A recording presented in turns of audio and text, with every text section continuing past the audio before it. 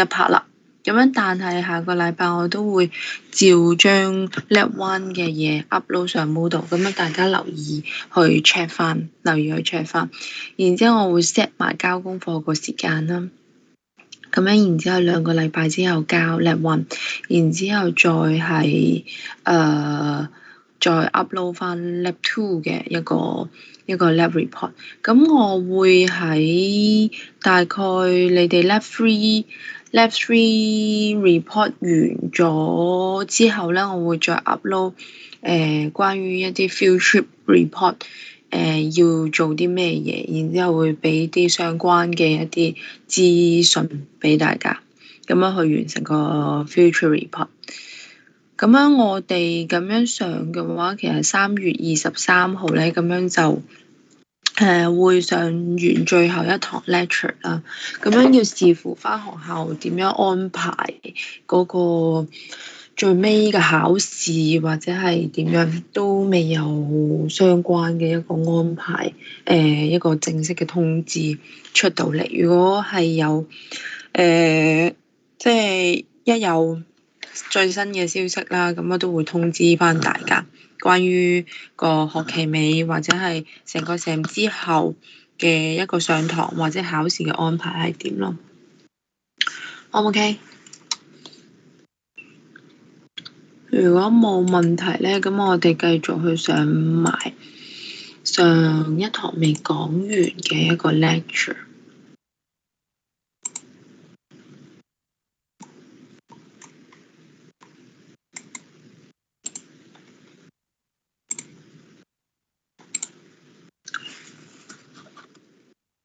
上堂係講到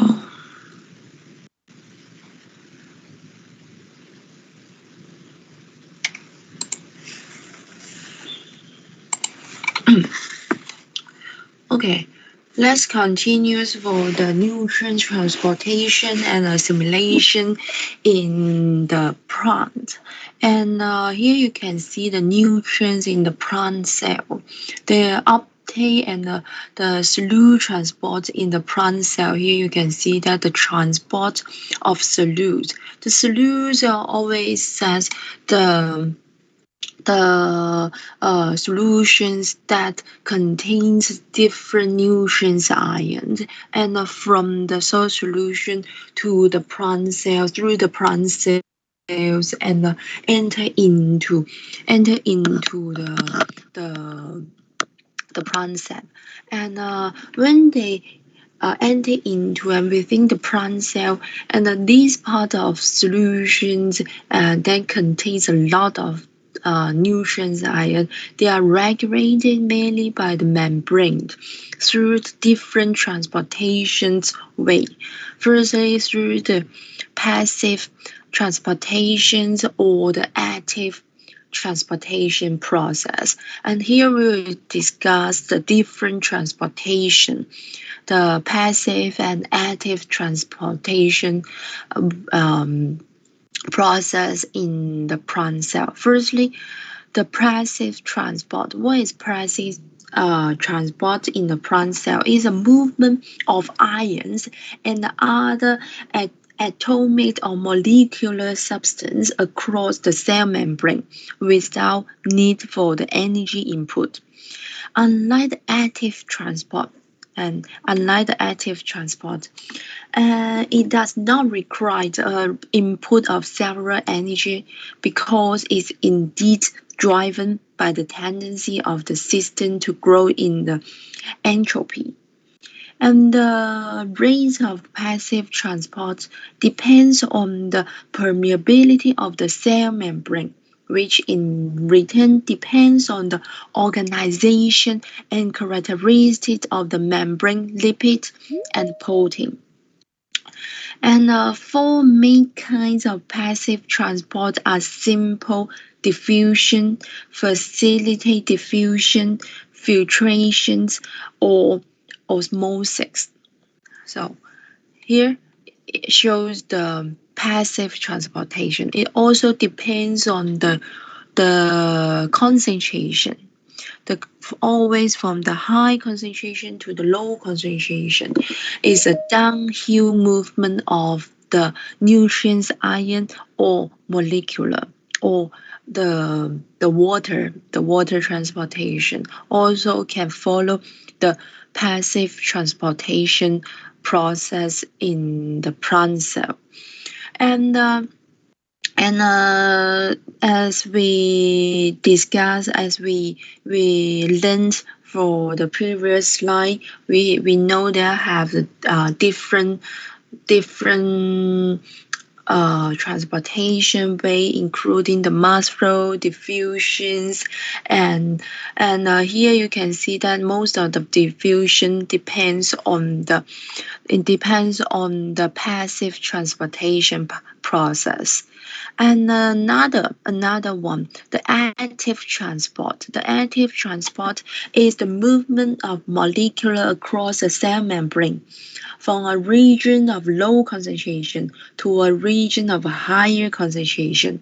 This transportation process is against the concentration gradient, and the active transport requires the cellular energy to achieve this movement.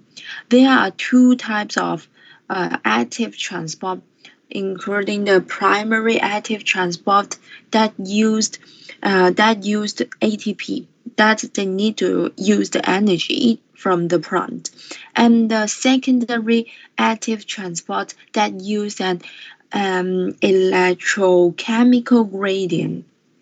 An example of the active transport is the human physiology, is the uptake of glucose in the intestine.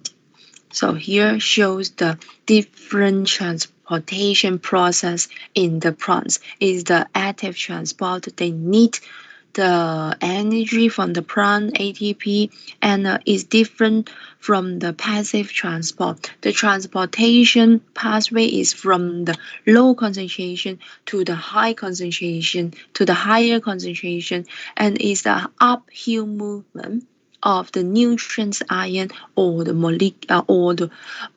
other molecules. And what is plasma membrane? And we have learned these organs in the botany, and the plasma membrane was the functions in the cell in the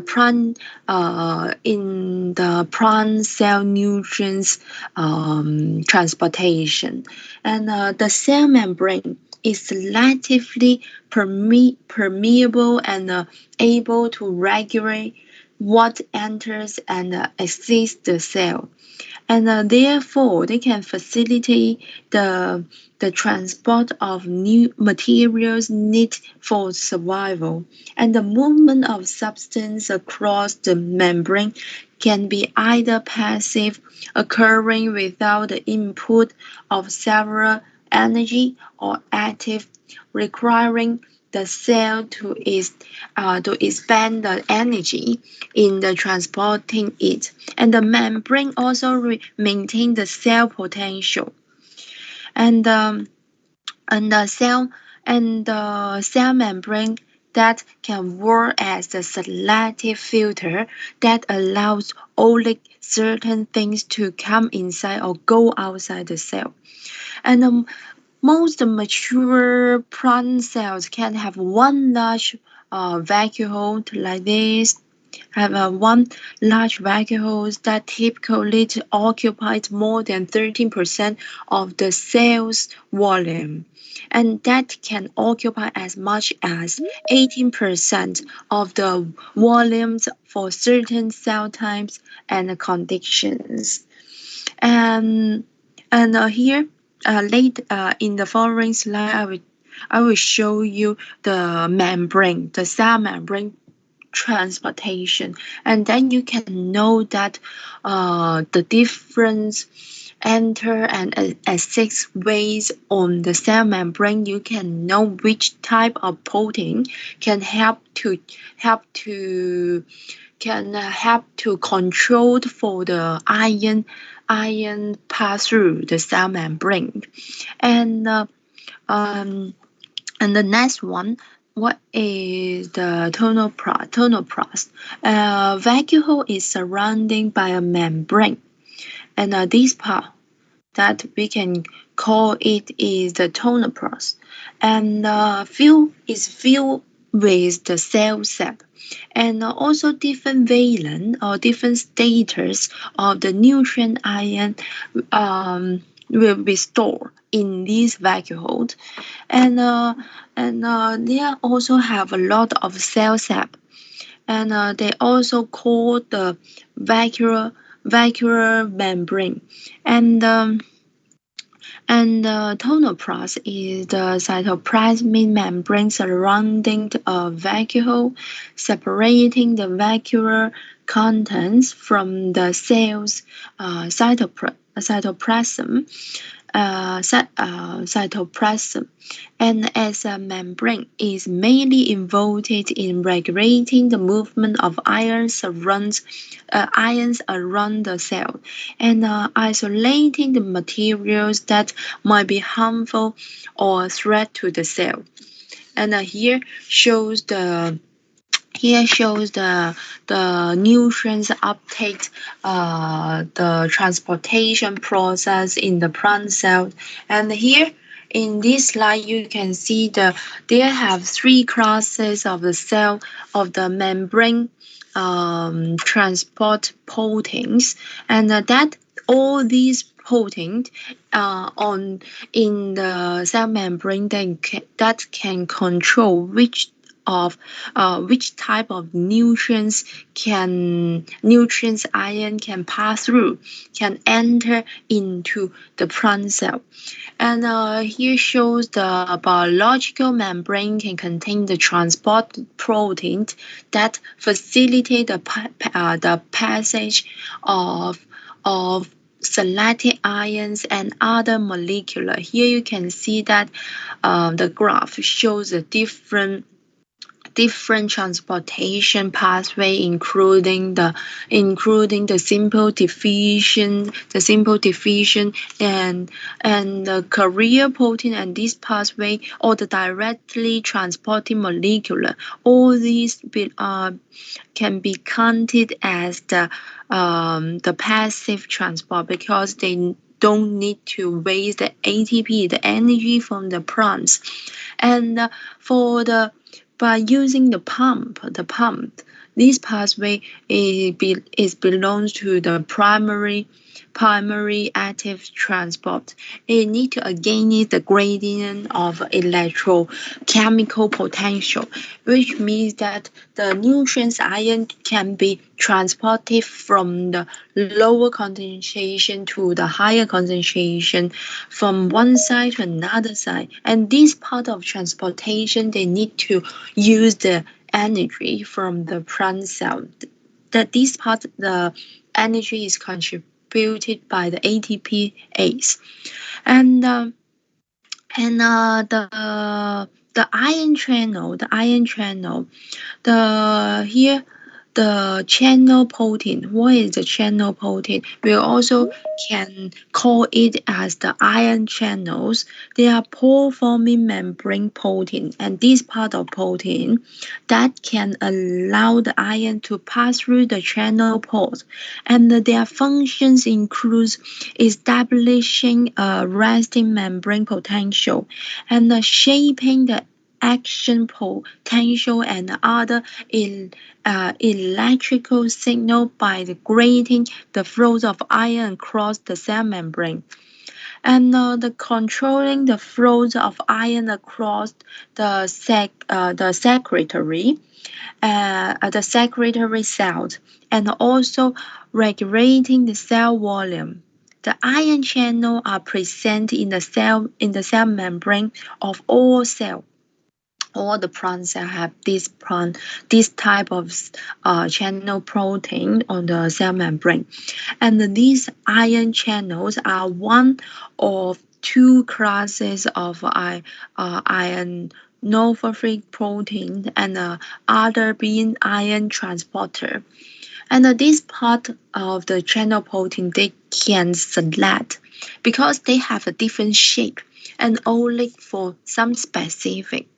some specific molecular or nutrient ion, such as the potassium ion. For this type of potassium ion, these nutrients ion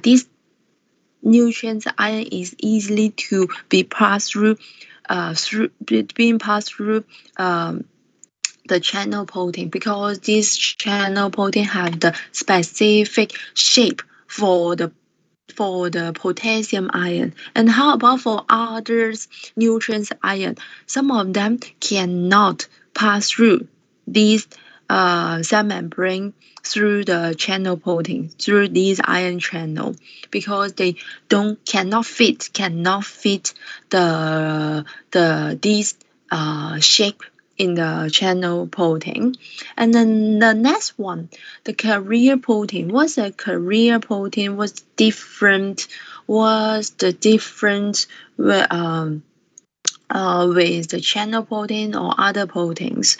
The carrier proteins, they are proteins involved in the movement of ion, small or molecules or the macromolecules. It have a different, not just the ions or molecular. They can help for the macromolecules for the transportation, such as another protein across a biological membrane.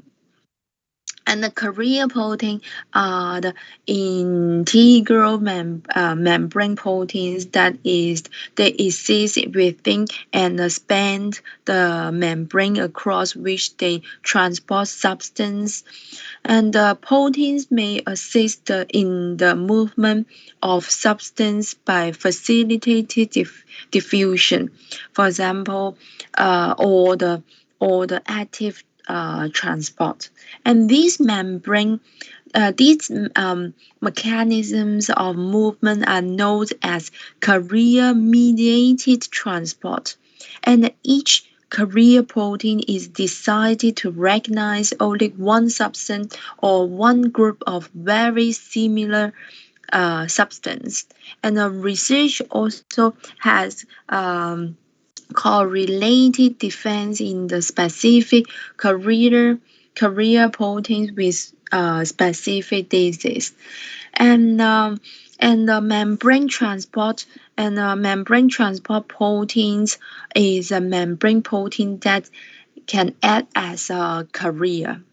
So with the help for the carrier protein, they can help to transport they can carry different nutrients ion or different molecule from this side to another side.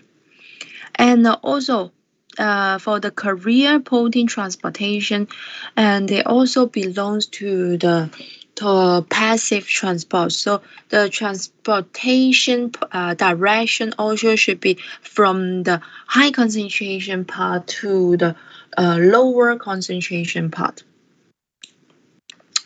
And the pump. A proton pump is the integral membrane protein pump that builds up a proton gradient across the biological membrane. And this part, with the help for the pump on the cell membrane, they can use the ATPase that can help the nutrients from the lower concentration to the higher concentration part. And here shows the three major proteins on the cell membrane that can help the plants to transport for the nutrients ion or other molecules. And simple diffusion and membrane transport proteins. Simple diffusion and membrane transport protein. And the diffusion is the passive process in response to the concentration gradient or the electrochemical gradient. And the electrochemical gradient also always shows the valence difference.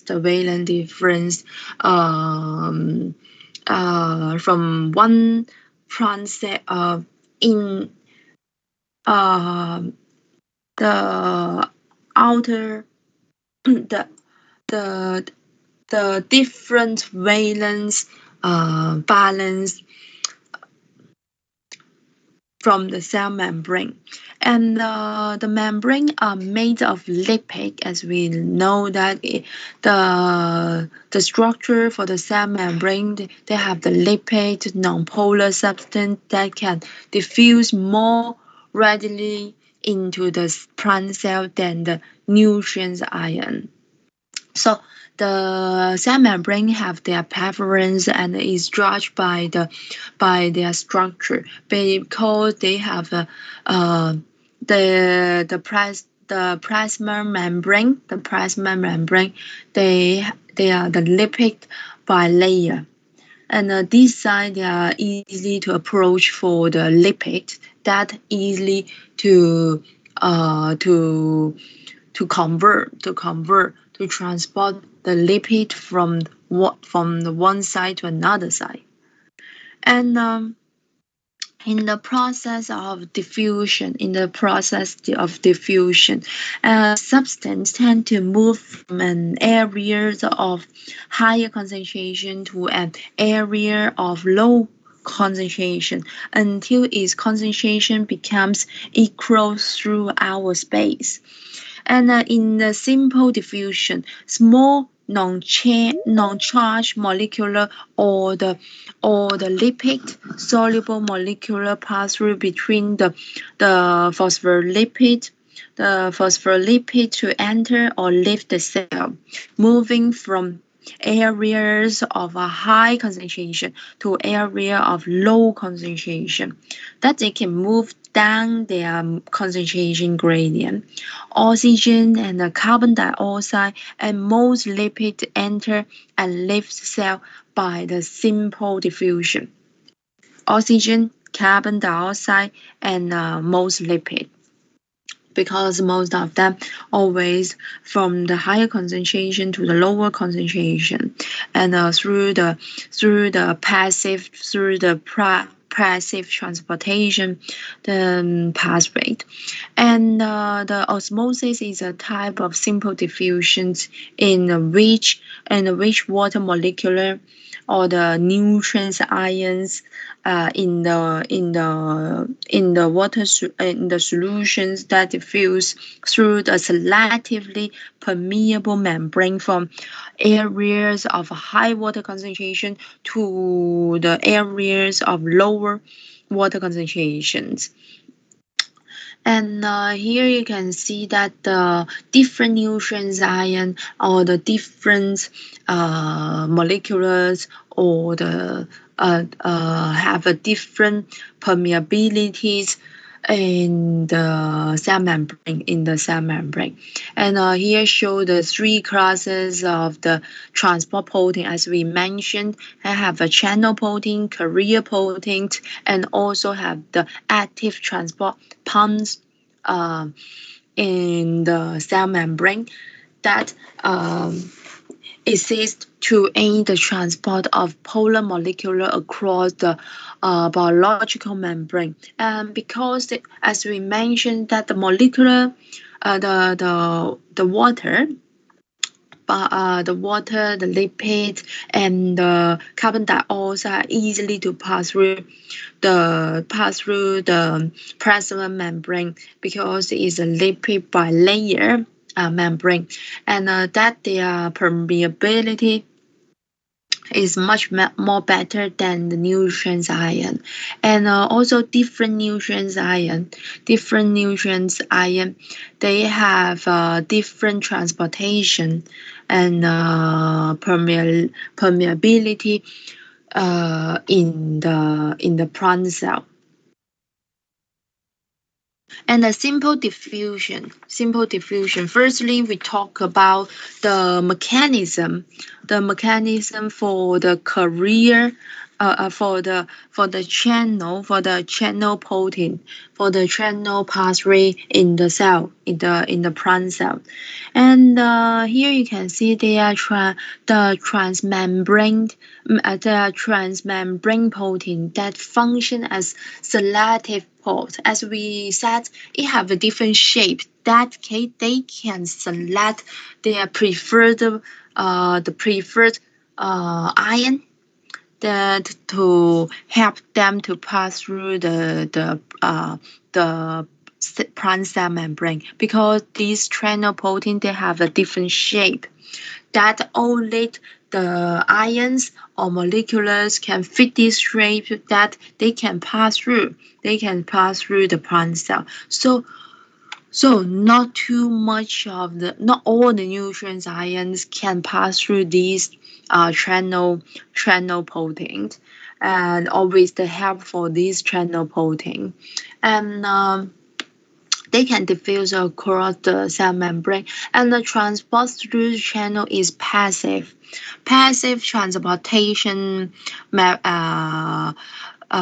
weight is depends on the concentration. From the high concentration to the lower concentration, that no need to raise the ATP from the plant cells, and also it limited mainly to the iron concentration, and the water. And the water, why? Because the water or the plant cell can help to carry the nutrients ion from one side to another side, because the water can help to carry them from the other part to this channel, to the cell membrane, that the high concentration of the nutrients ion can pass through the cell membrane through the channel protein, and they are specific, and their specificity is determined by physical protein, by physical properties of the channel. And the channel protein can span the membrane and make the hydrophilic tunnels across it, allowing the target molecule to pass through by diffusion. Channels are very selective and will accept only one type of molecule for the transport. The passive through a channel protein allows polar and charged compound to avoid the hydrophobic cause of the plasma membrane, which could otherwise slow or block their entry into the cell. And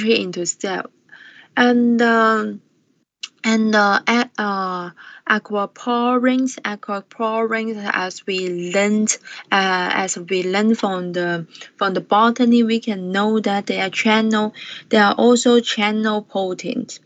Very important protein in the cell membrane. And that allow water to cross the membrane very quickly, and they play important roles in the plant cells. And some channel proteins are open all the time, but others are grated, meaning that the channel can open or close in response to the particular signal, like the electrical signal or the binding of the molecule. And the cell involved in the transmission of the electrical signals, such as the nerves and different cells, and have a graded ion channel for the sodium and potassium and the calcium ions in the cell membrane, and the opening and closing of these channels and the resulting shift in the ions level inside the cell play an important role in the electrical transmission. And they also have structures called gates that open and close in response to the external signal, such as the hormone, the ligands, line membrane potential changes. And here you can see the structure. The structure for the channel protein should be like this. Not always like the drawing. The the real structure for the carrier protein should be like this, because for these protein, they need to select for the shape and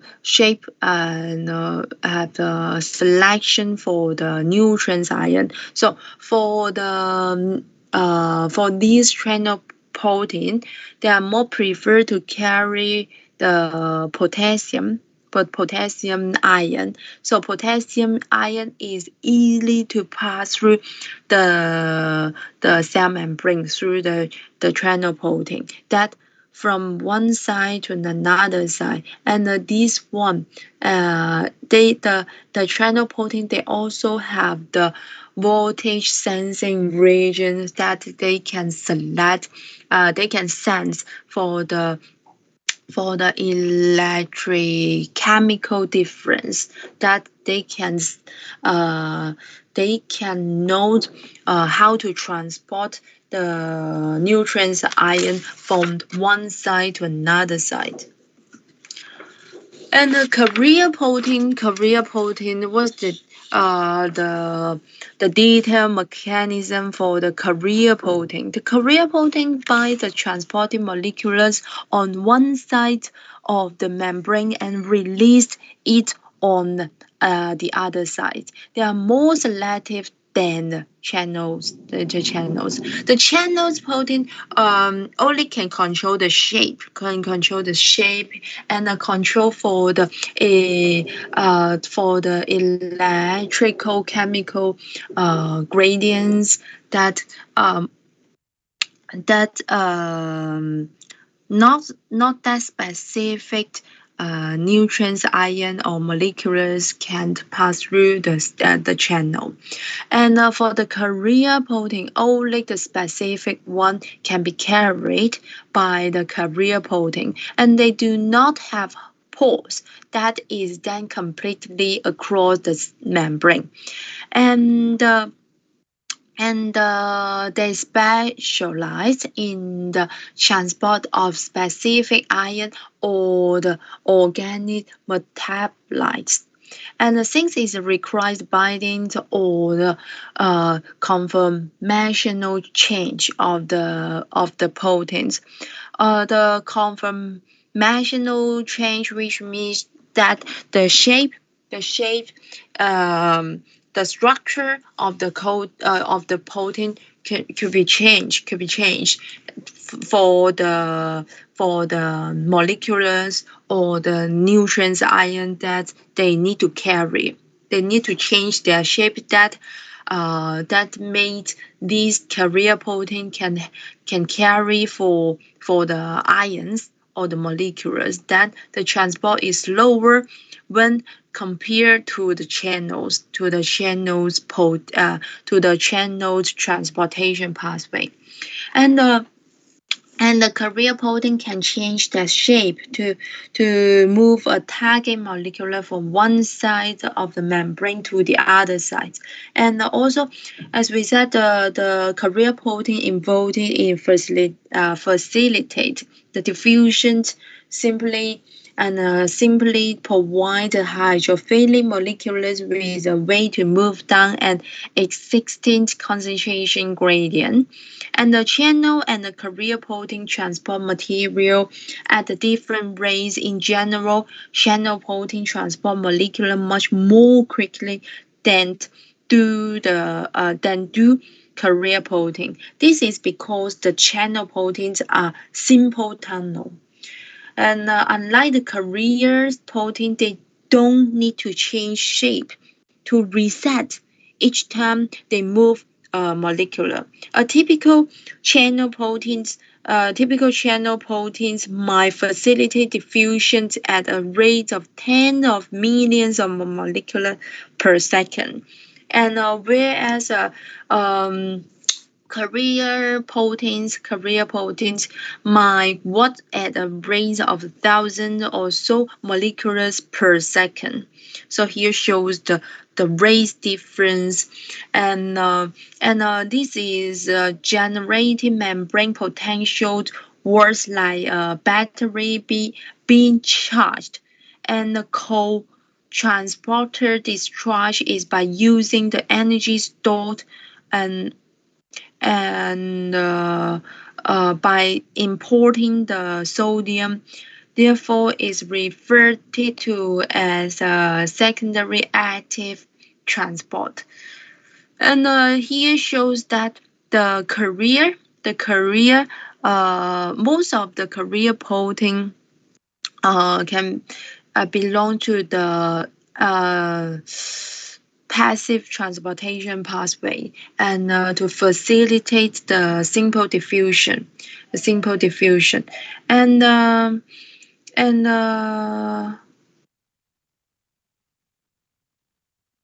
uh, the secondary active transport, and some of them also can be counted for the secondary active transport, secondary active transport. And they have a two different transportation pathway, or the two direction, which is through the symport or the antipode. And later I will have a more detailed illustration for this part. And the primary active transport, is for the pump. With the help for the pump, the nutrients ion or the molecular can be transported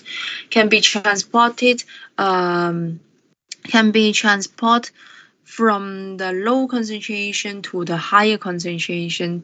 And these transportation ways also need to use the energy for the ATP and the pumps are membrane protein involved in the primary active transportation, and they use energy, for example, from the ATP hydrolysis, that they can release the ATP that can help the plant cell to facilitate the nutrients transportation, to pump solute against the gradients of electrochemical potential, and allowing the accumulation of solutes inside cell to concentrations higher than those outside the cell. And most pumps transport ions such as the hydrogen ion or the calcium ion, and the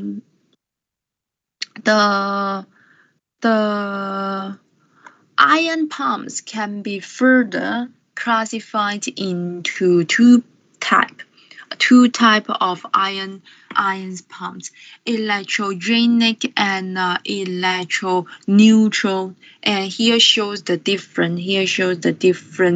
What is the electrogenic? The electrogenic, which means that the ion transport involves the net movement of charge across the membrane, which means that the transportation, the pass-through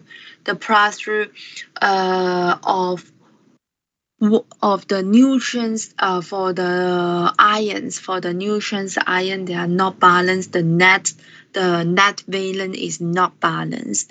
The electrogenic pumps are the primary active transporter that hydrolyze ATP and use the energy to release from the ATP hydrolysis to transport the ion across the biological membrane, leading to the translocation of net charge across the membrane. And for example, the sodium or the potassium ATPase, the sodium, we can call it as the sodium pump. The sodium pump is an electrogenic pump because during every transport cycle, it transports 3 sodium ions out of the membrane, and only 2 of the potassium ion that can enter into the cell membrane. That will lead to the movement of 1 net positive charge out of the cell, making this process electrogenic. And for the another one is the electroneutral. Is the different with the electrogenic, is different with the electrogenic electroneutral, which means that the ion transport involves no net movement of charge, which means that 1 hydrogen in and also have 1 potassium ion out, and that they can reach the balance and can balance the net, have neutral charge for the cell membrane. And primary active transport, that by the pump, the plasma membrane and the tonopros, and we can call it the endomembrane, contains the electrogenic pumps to which the hydrogen is electrogenically pumped across the membrane, and the ATP also required for this process, and the plasma membrane have the hydrogen and ATPase, and the vacuole hydrogen ATPase. The two different. The hydrogen ATPase can generate the gradients of the electrochemical protein of hydrogen across the plasma membrane, because they need to carry the nutrients, ion or molecules for the low concentration to the higher concentration. At the same time, they will need to balance the net valence, that they need to carry another hydrogen ion to another side of the cell membrane, and the vacuole hydrogen ATPase and the hydrogen ATP pyrophosphatase, the electrogenical pump potent into the lumens of the vacuole. And here shows the membrane always shows with the hydrogen ATPase, and for the vacuole they have the VATPase, the vacuole hydrogen ATPase. And here you can see that the electrogenic hydrogen pumps, the VATP, ATPase is the major component of the vacuole membrane of the cell, of the plant cell, and the ATPase is highly converted multi subunit enzyme that use energy from the ATP hydrolysis to transport the protons across the membrane. Here you can see that if they need to pump the protons into the lumens of the vacuole, they also need a lot of enzymes and also have a different part that need to use the energy. And also their structure is very one part is closely connected with another part, and these VATPase is universally present in the membrane of different internal acidic organelles in the plant cells. As an the structure, you can see that they have two major parts, the V1 setter and the V0 setter. Firstly, the V1 setter, which contains 3 copies of the A and B subunits, responsible for the catalytic activities, and the subunit C to H, which from a central stalk linking the V1 to the hydrophobic membrane, and batted the V0 setter. And the V0 setter contains a subunit and 6 copies of the C subunit, which forms a potent conducting channels. As in the F type, the homologous, where the ATP is regenerated by the included conformational change due to a rotatory mechanism, and parts of the VATAs have been shown to rotate when the ATP is separated. So with the help for the ATP, that they can finish the pumps, transportation that from the that they can finish the transportations for the primary active transportation, and also have the secondary active transportations. Also depends, also with the help for the plants. Also, they need to use the stored energy in the plant. Solutes are actively transported across the membrane against their gradient electrochemical potential by the coupling the uphill transport of one solute to the downhill transport of another via carrier. And the protons, the energy hydrogen ion are excluded from the cytosol by the electrodynamic hydrogen.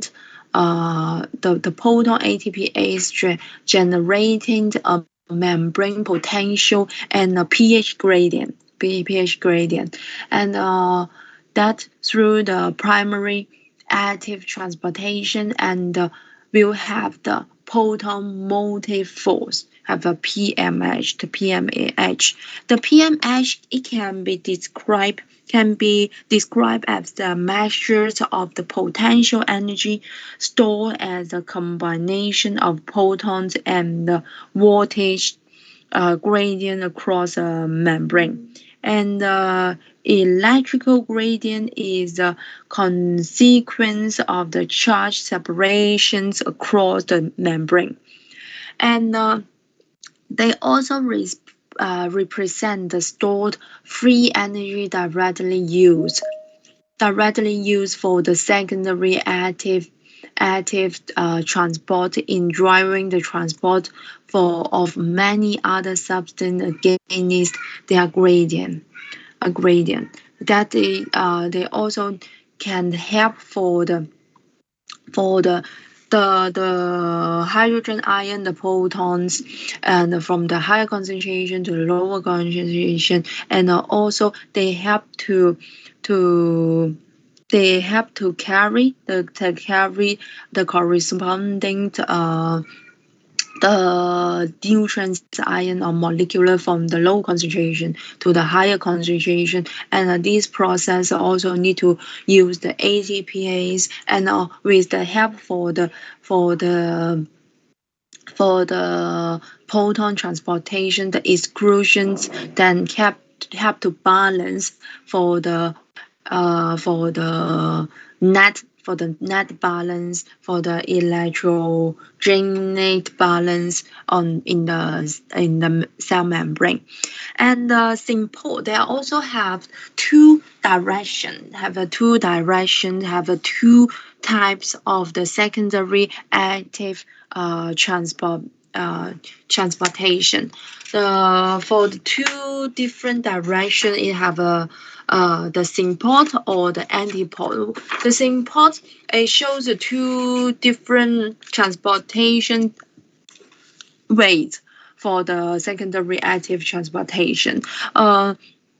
Symport means that two substances move in the same direction, and this one shows the symport through the cell membrane via symporter. Symporter is an integral membrane protein that is involved in the transport of many different types of molecules across the cell membrane. The symporter works in the plasma membrane, and the molecules are transported across the cell membrane at the same time, and is therefore a type of co-transporter.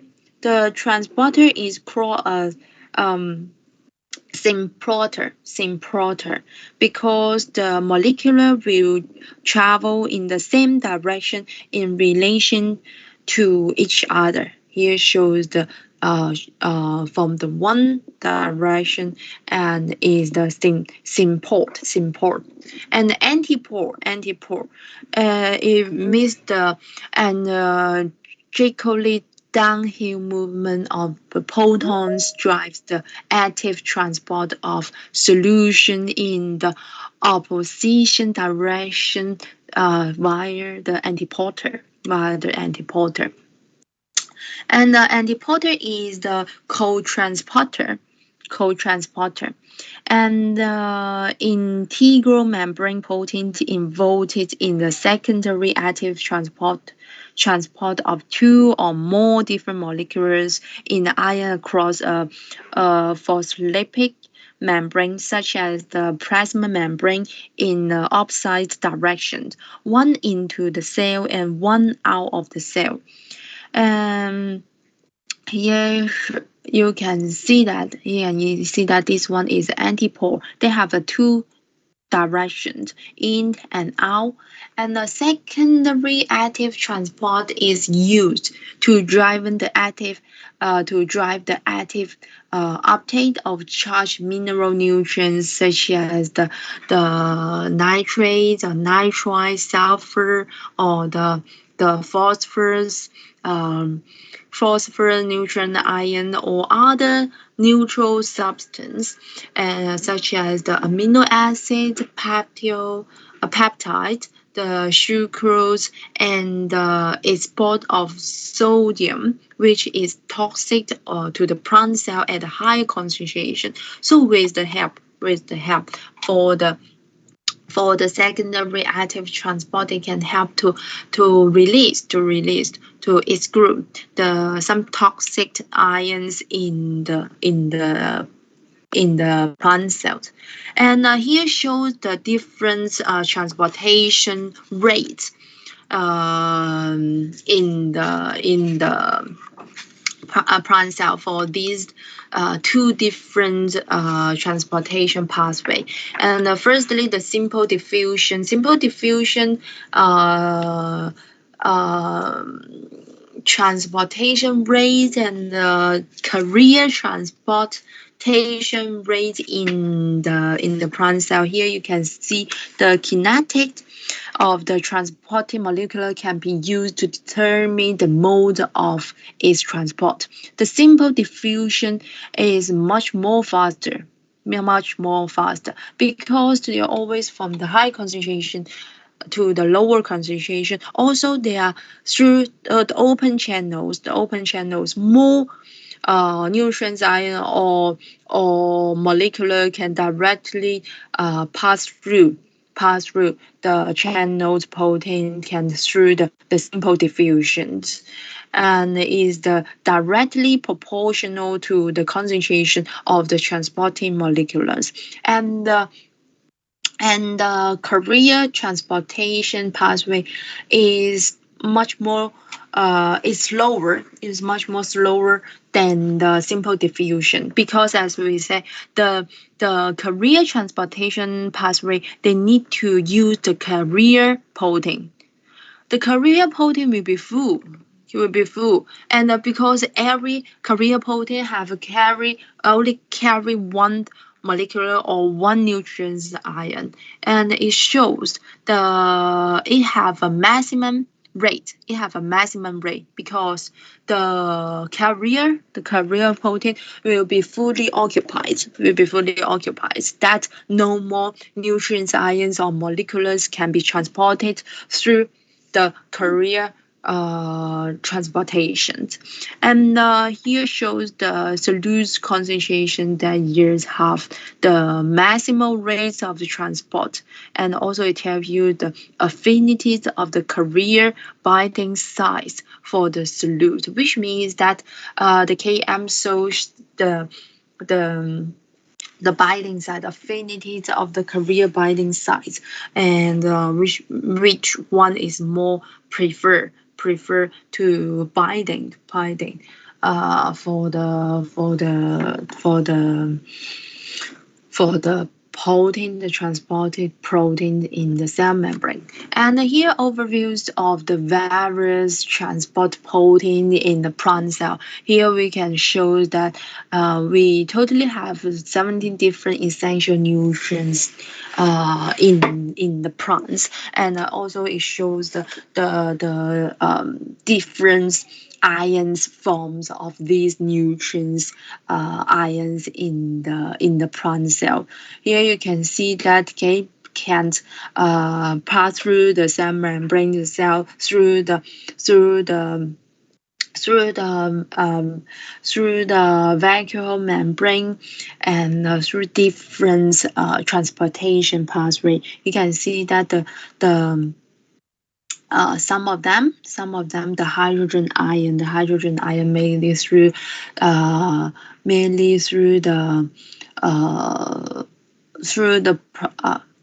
the yellow one, which means they are passed through, mainly depends on the hydrogen pumps, and that release because they need to help to finish the simple to balance the electrical balance for the net balance in the plant cells. And the green one, they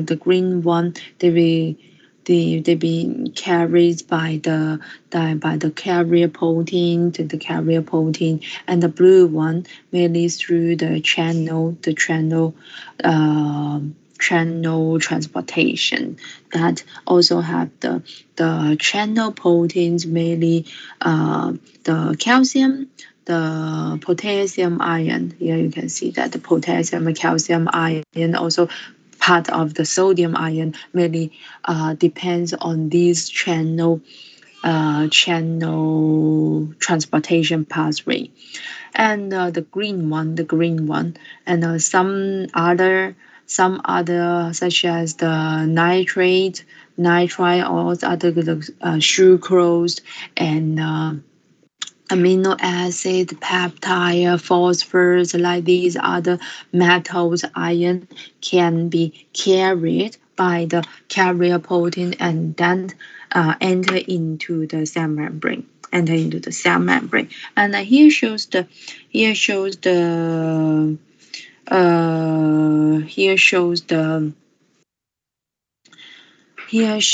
the transportation in the plant cells. And the next one, the plant nutrients used and uptake and used. Mechanism of nutrients uptake, and it shows that the active transport most important. The active transport most important because they can cross the cell membranes. Again, is the concentration gradient. Also, it requires the energies. About 13 to 15% of the roots carbon budget, and the roots leak out of the plants via diffusion, through diffusion. And the plasma membrane is the lipid bilayer structure that surrounds the cell and in principle is impermeable to the solutes such as the iron and the polar molecules. It is quite obvious why the membrane must be tight for nutrients. A root is always enriched in nutrients compared to the surrounding soil, and without a tight wrapping, most of its content could leak out of the plant and back into the growth medium.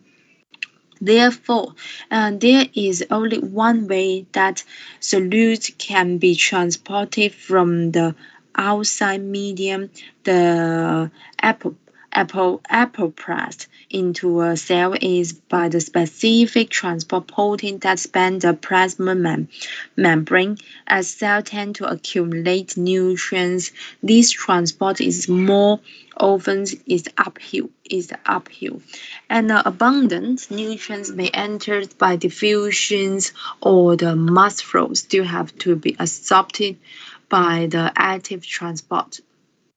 Here you can see that all these nutrients, iron, need to through the different transportations pathway that they can enter into the plant cell, that it can be uptaken by the plants and being used by the plants.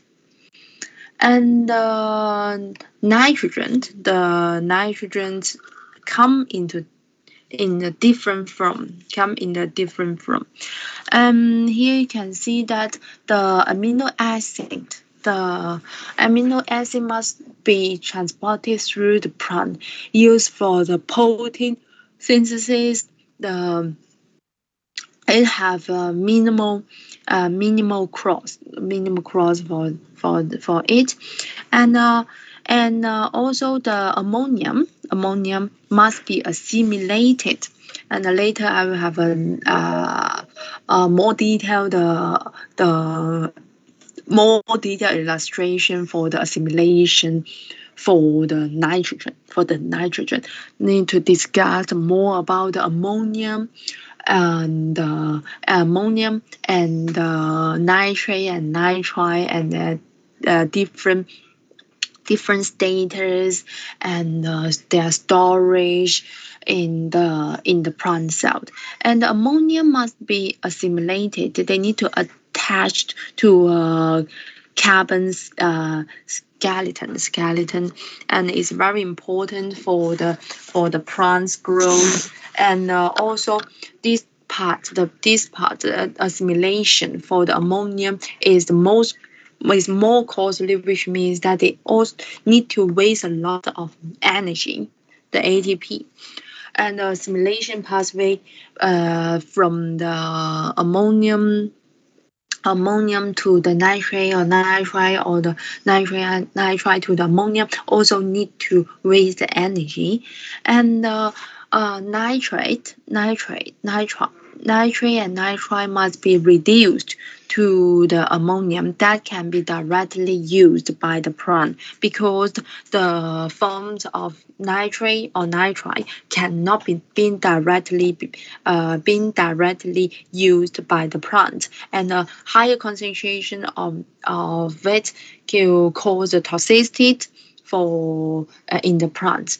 And nitrate reduction and energetically expensive and also most costly, and it need to use a lot of ATP. Around 11 to 12 ATP could be raised for the could be used for the whole assimilation process.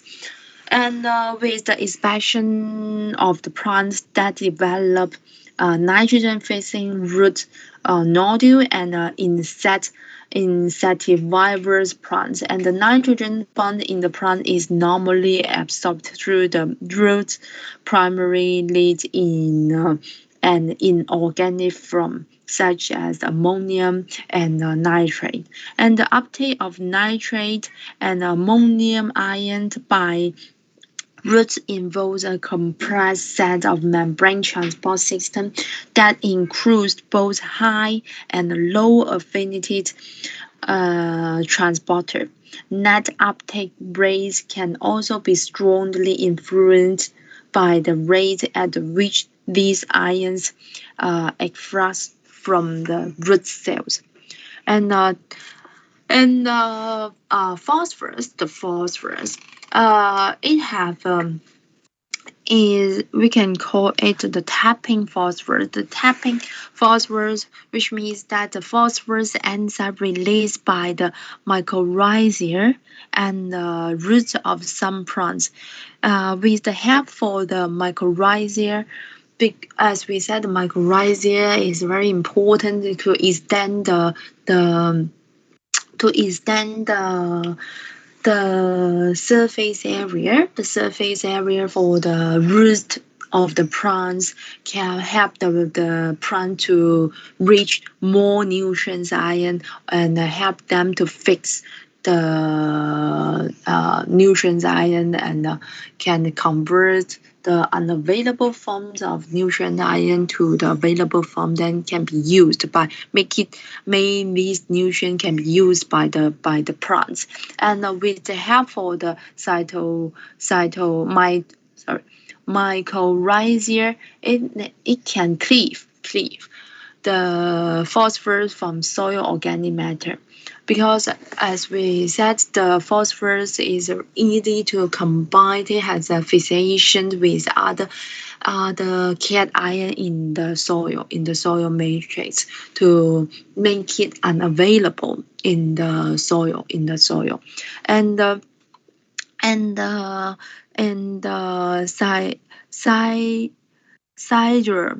siderophores released by some plants. What is the siderophores? Is they are small and a high affinity iron chelating compounds that are secreted by the microorganisms such as bacteria and fungi, and serve primarily to transport iron across the cell membranes. Although a widening range of siderophore function is now being appreciated, and siderophores are among the strongly soluble iron binding agents known. So it's very useful. And they can released by some plants or the secreted by some microorganisms that help the release for the available phosphorus, and make it available to the plant. And the root adjusts uptake in response to the nutrient limitation. Here shows the different absorption rate by the stress plant. Here you can see that the stress for the nitrogen. Stress for the nitrogen or the phosphorus or the sulfurs with the strong the environmental stress for the same nutrients, the nutrient stress, they can increase the absorption rate for the same nutrients by the stress plant. And the nitrogen is one of the most prevalent elements, and also quantitatively is the most important growth limiting factor. And the nitrogen the limitation for the nitrogen can cause a vast range of physiological and morphological change in the plant. And according and the biggest acceptable source for the nitrogen for the plants was the nitrate. And in some open hydroponic system, after the period of the time, the nitrate level will decrease because it need to compensate this because when it shows the nitrogen deficiency, the most of the nitrate will be through the assimilation and then convert to the available ammonium that can be used for the growth or the transportations for the nitrogen in the plant. And the nutrients uptake also influence the rhizosphere, which means that as we said, the cell membrane, the transportation for the ion transportation, when they when have one nutrients ion being entered into the cell membrane, they also need to excrete one another ions to out of the cell membrane, that to balance to keep the net balance. That here you can see that the nutrients after influence the rhizosphere, it reduced the rhizosphere nutrients concentration because through the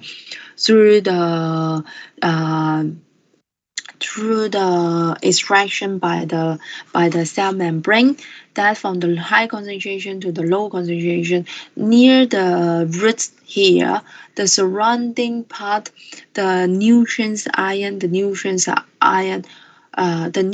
concentration will be reduced because the surrounding part, these nutrients ion being absorbed by the root of the plant. And also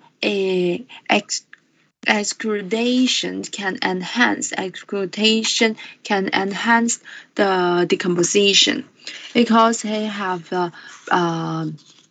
they have the priming of the microbial communities that the exclusion of some substance or the carbohydrate can help to feed the attract the microorganisms surrounding the roots here, and also change the pH. As we said, when the roots or the plant membrane absorbs one cation form of nutrients ion, they need to release the same number of the hydrogen ion.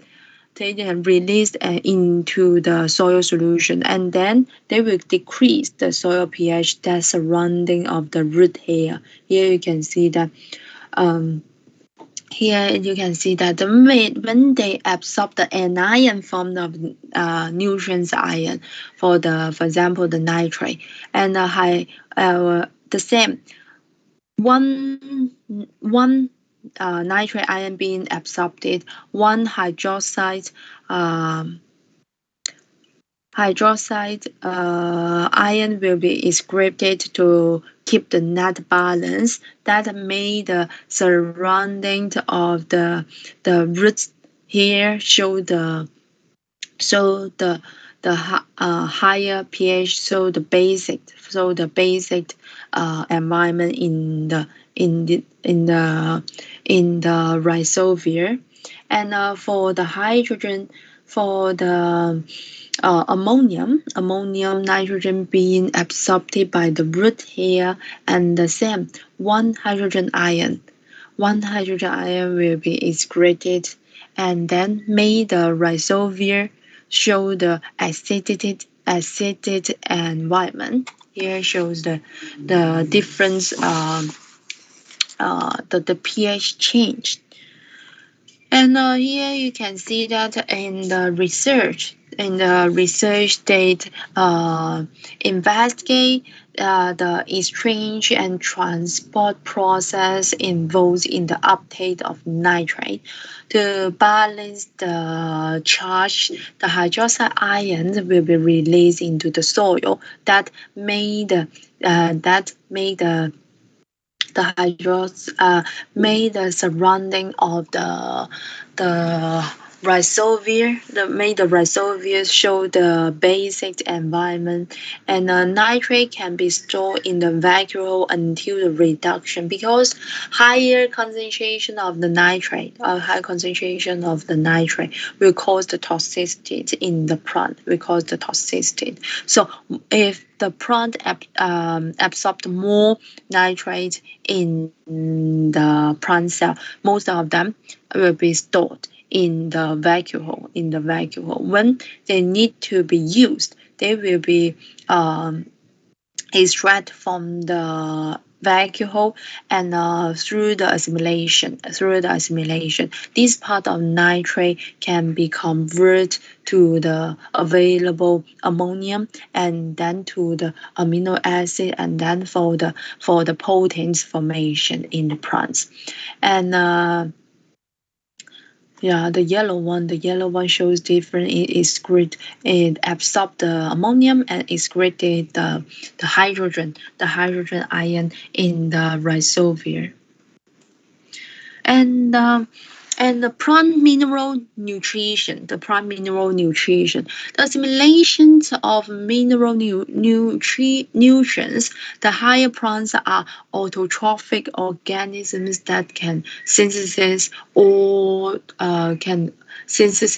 of their organic molecular components out of the inorganic nutrients that they obtain from their surrounding. For example, the organic substance, the pigments, the enzyme cofactors, the lipids, the nucleic acid, and the amino acid. The nitrogen assimilation is a very important and also is a significant part of overall plant cell metabolism.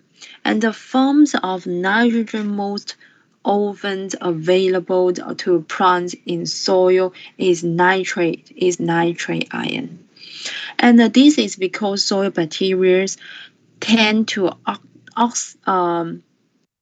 oxidize more reduced forms of nitrogen to gain the electrons for their energy metabolism. And ammonium and nitrite, for example, reduced from forms of nitrogens that are oxidized to the nitrate in soil by the electron transport system of several kinds of nitrifying soil bacteria.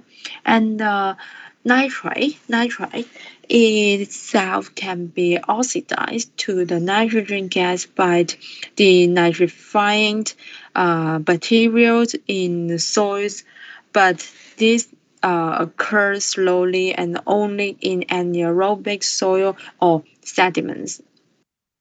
And plants cannot make amino acid from the nitrate directly, as I said in the last slide, because it need to make when it need to make the amino acid from the nitrate. Plant must first reduce it to the nitrite and then to the ammonia, and then the ammonia that can use for the amino acid synthesis. Utilization of the nitrate by plants can be divided into three steps.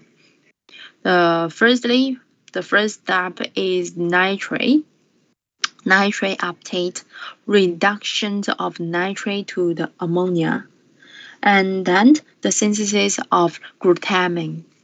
And then we will have a more detailed discussion for the ammonia for the nitrogen assimilation. And then we will talk a little bit for the sulfur assimilations and phosphorus assimilation, as well as other cation assimilation. And we will talk a little bit for the respiration. That part is related to the oxygen assimilation in the plant. The nitrogen assimilation. Many biochemical compounds in the plant cells contain nitrogen. The nitrogen, carbon, hydrogen, and oxygen are the main elemental constituents of living organisms. And the functional side chains of amino acids, like this very the typical amino acid in the protein, and the nuclear base in the DNA and RNA, and the most natural and agricultural ecosystems show the dramatic gains in the productivity after the fertilizations and with inorganic nitrogen involved. So, as we mentioned before, the nitrogen source have the two major forms. One is the ammonium, and the other is the nitrate. With the help of these two, they can be formed for the nitrogen fertilizer. And when the plant absorb these nitrogen fertilizer, they will help for the amino acid formation in the protein. And here, let's look how does the plant use these nitrogen formed in the plant. As we said, the nitrate form of nitrogen cannot be directly used by the plant. Need to finish the assimilation when they need to convert as the ammonium or the ammonia that can be used for the amino acid formation. Here you can see that the first one. As we said, the assimilation also need to waste the energy, and when they finish the whole process, they need to use 12 ATPase for the nitrogen assimilation. Firstly, the nitrate need to convert as the nitrite form, and then convert as the ammonium form in the plants that they can be used for the amino acid, the amine nitrogen in the glutamate for the protein formation. And then another process, the last energy can be used. A total 10 ATPase are being required to finish the process. Firstly, the atmosphere the atmospheric nitrogen, the nitrogen gas can be converted to the ammonia, and then also being extracted or absorbed as the ammonium form of nitrogen that being used for the amine nitrogen in the glutamate. Here show the uh, two process or two pathway for the nitrogen and here shows the reduction reaction. They are the reduction reaction. And the nitrate, firstly, the nitrate reductase is the made molybdenum containing protein in the vegetative tissues. The nitrate levels, light intensity, and the concentration of carbohydrates all influence the activities of the nitrate reductase at the transcription and the translation levels. And also, these factors stimulate protein phosphatase that dephosphorylase can several serines residues on the nitrate reductase protein, thereby activating the enzyme. And this dephosphorylation cycle can provide more rapid controls over the enzyme than the degradation of new enzyme could achieve. And let me see. Okay, shall we have a break first? We take a break first. 我哋休息10分鐘先，然之後11點42分再返嚟啊！等陣見。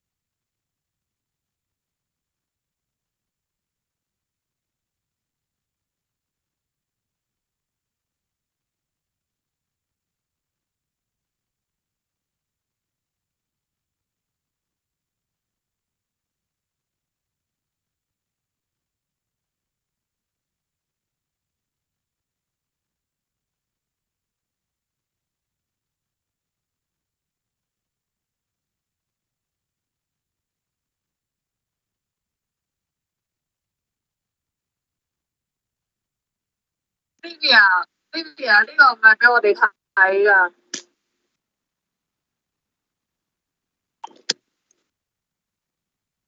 Baby 啊，你俾咗我哋睇你嘅 email 喎。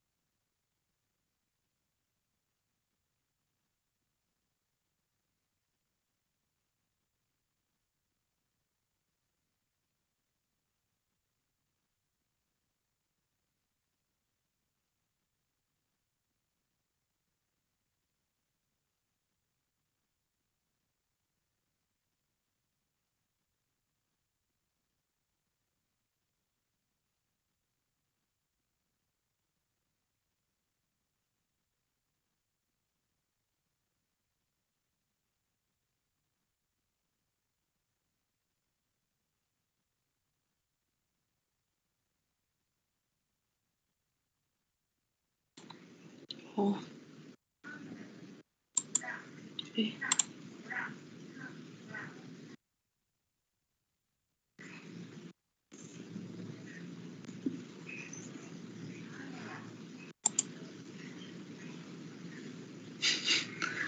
我頭先唔記得。唉。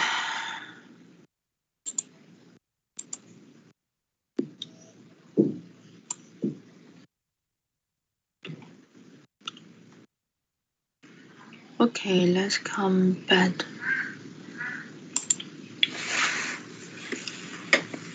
聽唔聽到我講嘢啊？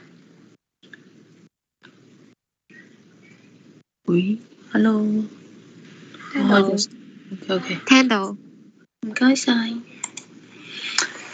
Okay, let's return back for the pronunciation. Let's talk about the rest part for the nutrients assimilation, including the nitrogen assimilations and the other nutrients, ions assimilation in the plants. And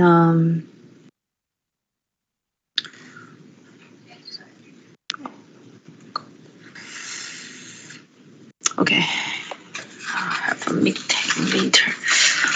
The nitrogen cycle and the nitrogen fixation. And the nitrogen fixation, which means that the fixed at the most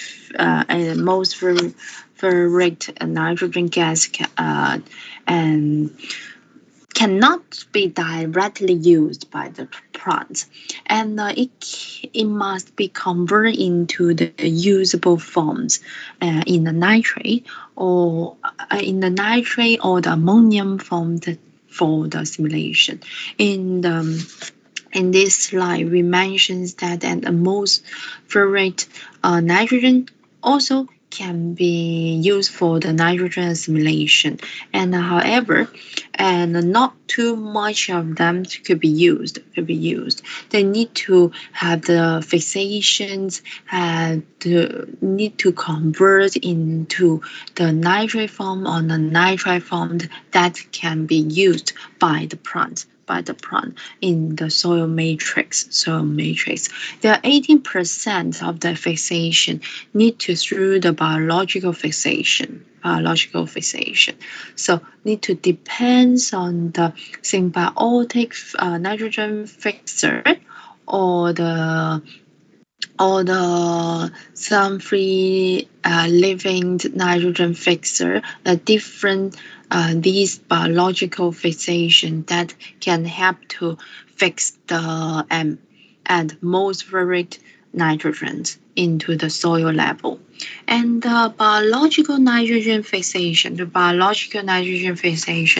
atmospheric nitrogen, almost nearly 18% of them is fixed directly by certain bacteria and archaeated into the ammonia. And some are free living, and some are from the symbiosis with plants, symbiosis of plants. And the free living and symbiotic bacteria are responsible for converting atmospheric nitrogen into ammonium, and most of these are free living in the soil, free from symbiotic association with higher plants, and the prokaryote directly provide the host plant with nitrogen in exchange for other nutrients and carbohydrate. And this one is the beaner and the beaner. They are known for the nitrogen fixing abilities, and they from symbiotic relationship with certain plants, such as the mosquito fern. They are one of 4 genera of cyanobacteria that produce neurotoxins which are harmful to local wildlife, as well as the farm animals and the pet. Production of these neurotoxins is assumed to be an input in a symbiotic relationship, protecting the plant from grazing pressures. And later we talk about the detailed formation for the nodule fixation, because in our lab 3, we also have the discussion, the investigation for the nodule investigation. Need to check the formation for the nodule in the legule plants. And biological nitrogen fixation, and here you can see that the rhizosphere and all the water forms are very typical and important for the nitrogen fixation, for the symbiotic nitrogen fixation. And the nitrogen fixing prokaryote from the symbiotic association with plants, they can form in the root nodules. And here you can see that this plant is the root nodules. They're providing them with fixed nitrogen in exchange from other nutrients and the carbohydrate and the carbohydrates. And the rhizobia are the and they are the isotrophic bacteria that fixed nitrogen after becoming established inside the root nodules of legumes. To express the genes for the nitrogen fixation, the rhizobia requires the plant host. They cannot independently fix nitrogen. In general, they are gamed, negative, motile, sporulating rods. And the rhizobia are a group of soil bacteria that infect the roots of legume to form the root nodules. And we'll have a more detailed formation for the nodule. And the nitrogen fixation requires the anaerobic condition, not the aerobic condition. What is the anaerobic condition? An anaerobic condition which means the process without the oxygen. Is a reduction weight, and also the preferred or the working microorganism are different. And the nitrogenous enzyme that catalyze the nitrogen fixation has sites that facilitate the high energy exchange of electrons. And the oxygen is a strong electron acceptor, and it can damage these sites and reversibly inactivate nitrogenous. And the nitrogen fixing organism use different strategies to solve this problem, such as the cyanobacteria from the heterocyst think wall cell that differentiate when the bacteria are deprived of ammonia. The heterocyst lets the oxygen producing photosystem too, and therefore they don't generate oxygen. So some nitrogen fixation bacteria have their preference. Some of them prefer the anaerobic conditions, and they still have some bacteria also need the oxygen. Need to survive in the and survive in the anaerobic conditions. Anaerobic bacteria such as the azotobacters, they maintain a low oxygen concentration, not too much a low oxygen condition, but they still need the help for the oxygen through their high level of respiration. And others can also help to fix the nitrogen during the night, because when the respiration is lower, the oxygen level, they are more preferred for the anaerobic condition with a low oxygen concentration. And the facultative organisms generally fix the nitrogen only under an anaerobic condition. And the symbiosis between the legumes and the rhizobia.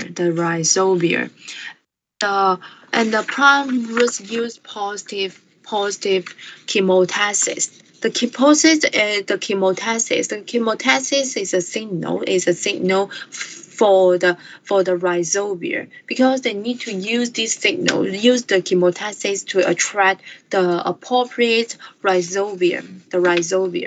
The rhizobias will be attracted and comes, and these rhizobia will be attracted by the excreting the pheronol, the pheronol and the betaines that is created by the plant, and then they will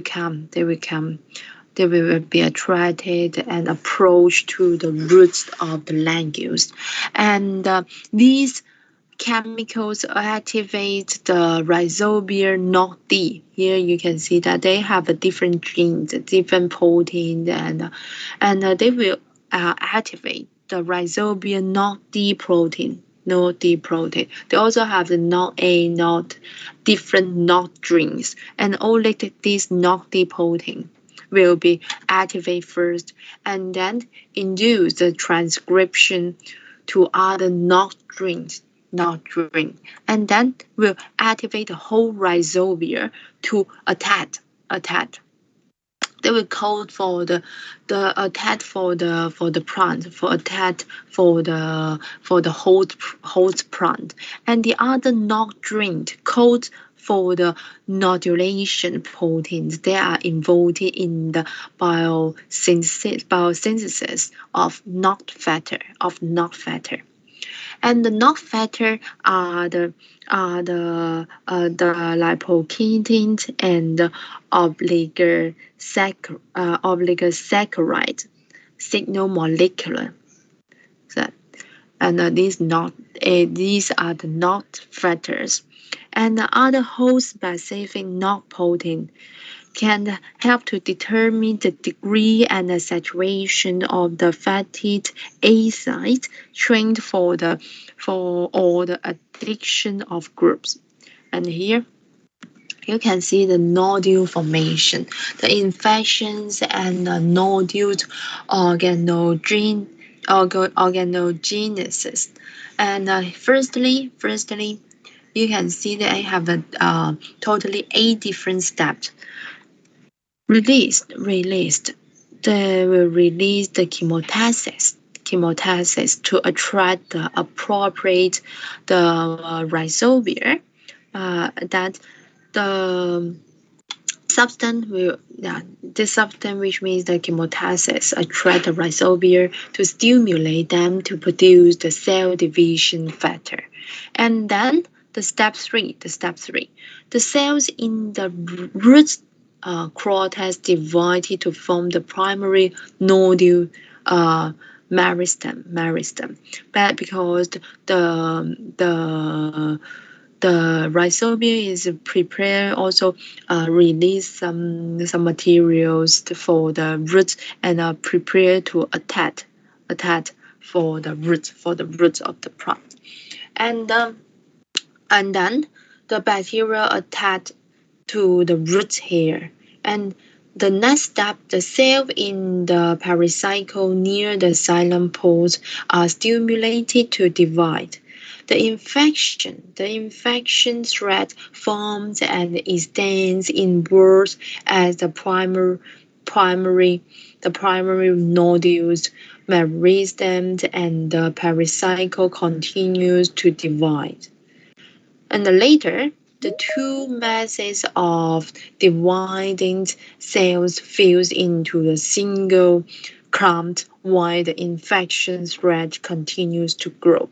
And the last one you can see is the formation. The nodule can have an elongate and differentiates, including the vascular connection to the root stem. And here you can see that this part, the infected wound, have a nodule is being formed. The here shows the more detailed process, for for the nodule formation.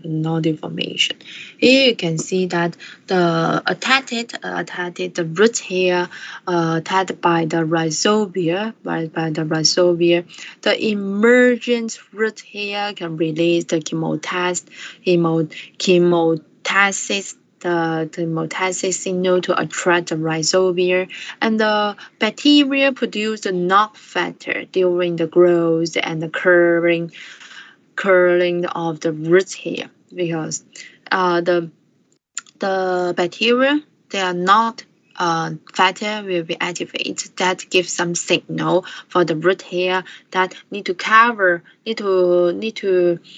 growth for the curling growth for these bacteria, and the localized degradation of the root hair cell, and then the infection through the infection thread, the rhizobia can enter into the roots of the plant and lead to the infection. And the bacteria from the infection thread from the Golgi's secretories vesicle of the root cells, and then they have an infection thread membrane will be formed, and then the infection thread reach the end of the cell and fills with the plasma membrane. And then from one cell to another cell, the rhizobia are released into the apoplast. Apoplast we mentioned before is the transportation pathway. They will penetrate the middle lamella between the subepidermal cells membranes. Rhizobia form new infection threads which the branches until it releases the target cells to form the nodules. And in the target cell, the vesicle containing the rhizobia are released into the cytosol. And here you can see the nodule organ. In this infection thread, the bacteria stop dividing and begin to enlarge and to differentiate into the nitrogen fixing bacteroid, and the cortical cells and the cell in the pericycle differentiates and start dividing to form nodules, the primordial, which eventually develop to the module. And moreover, the developing the nodule fills with the bacteroids and continues to develop vascular tissue connecting to the root stem. And here shows the different step for the nodule formation. And the amide and the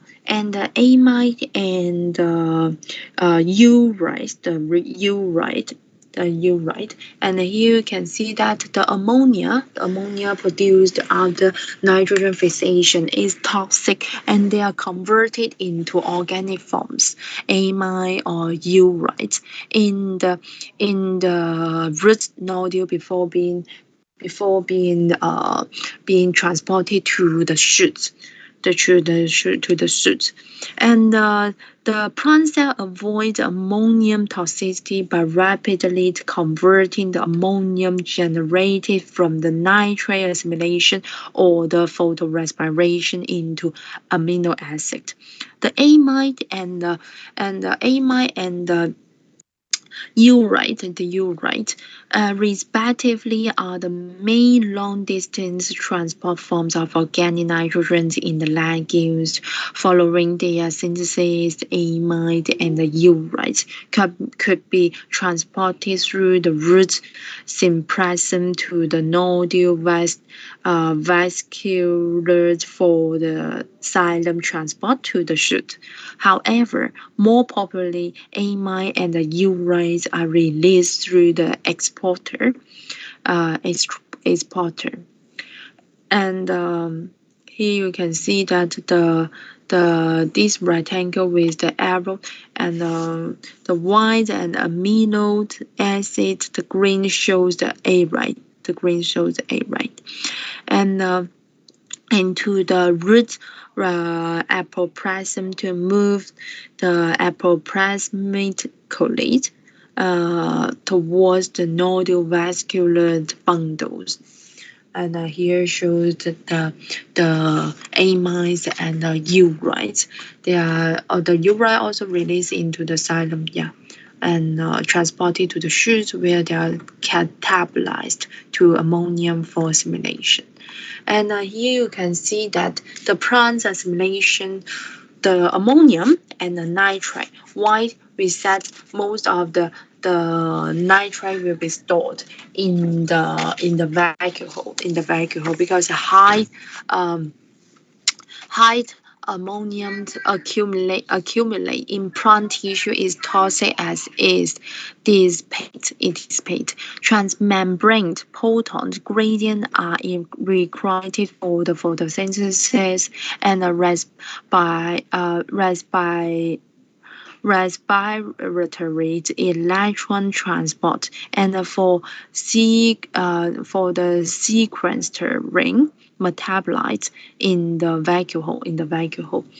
And here you can see that the convert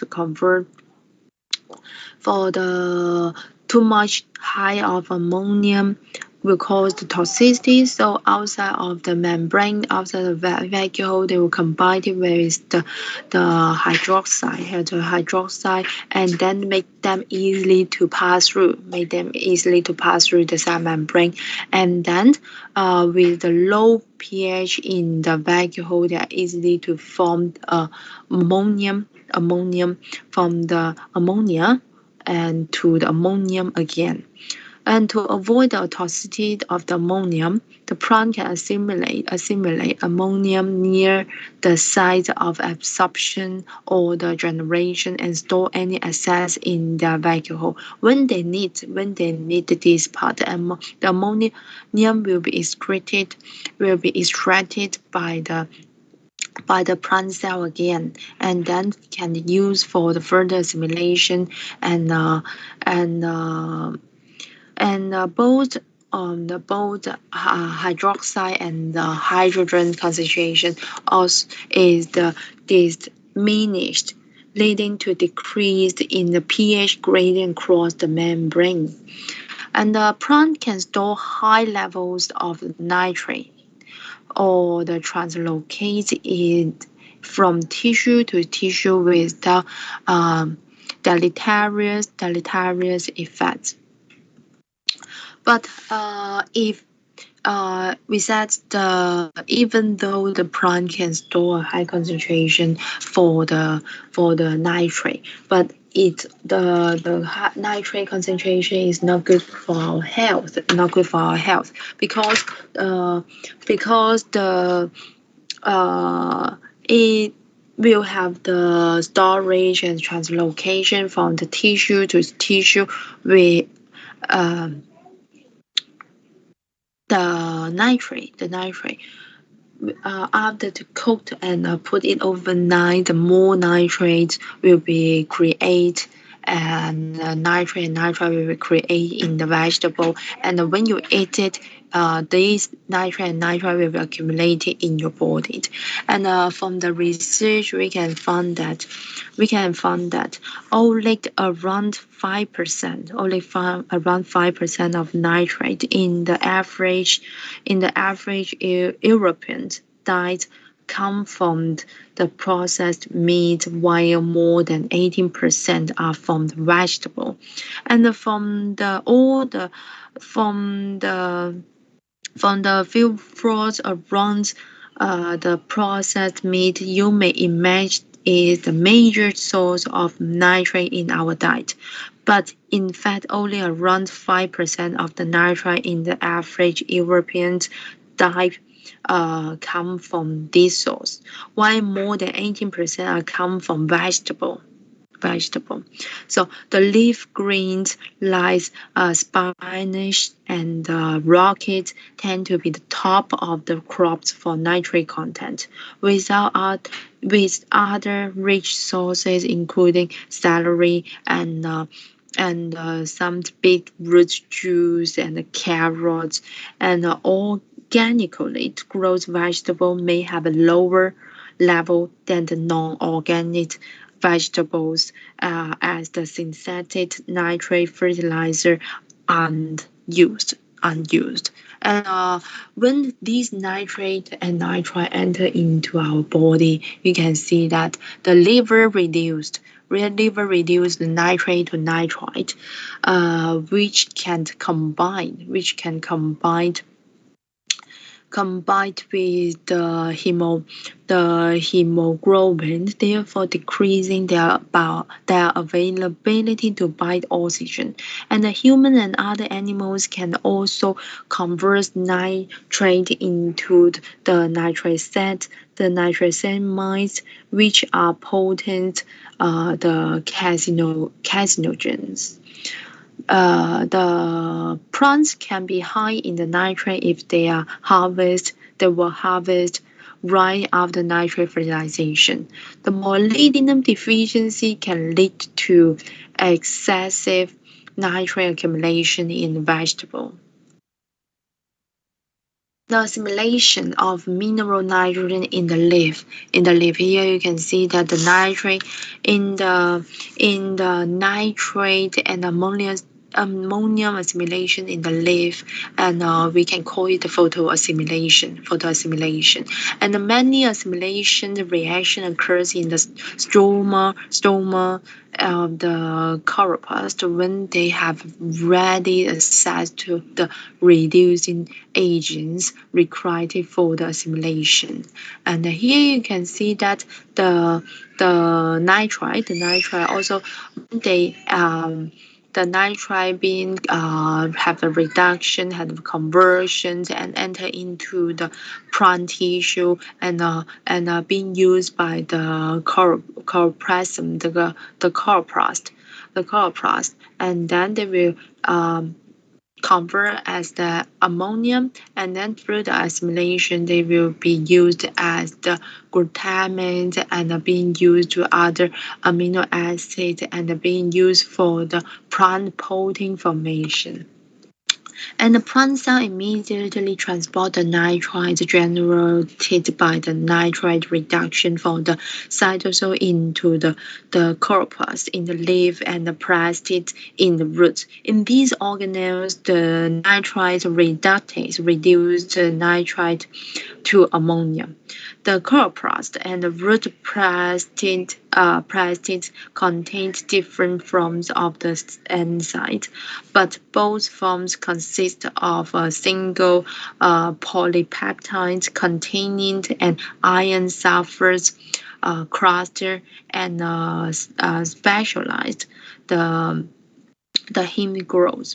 And the first step of the process is the reduction of a nitrate to the nitrite in the cytosol by the enzyme nitrate reductase. For example, later I will show you the detail, the nitrate reductase, the NADPH reduce the NADH or NADPH. Now let's talk about the other assimilation, the other nutrients assimilation, and we still have the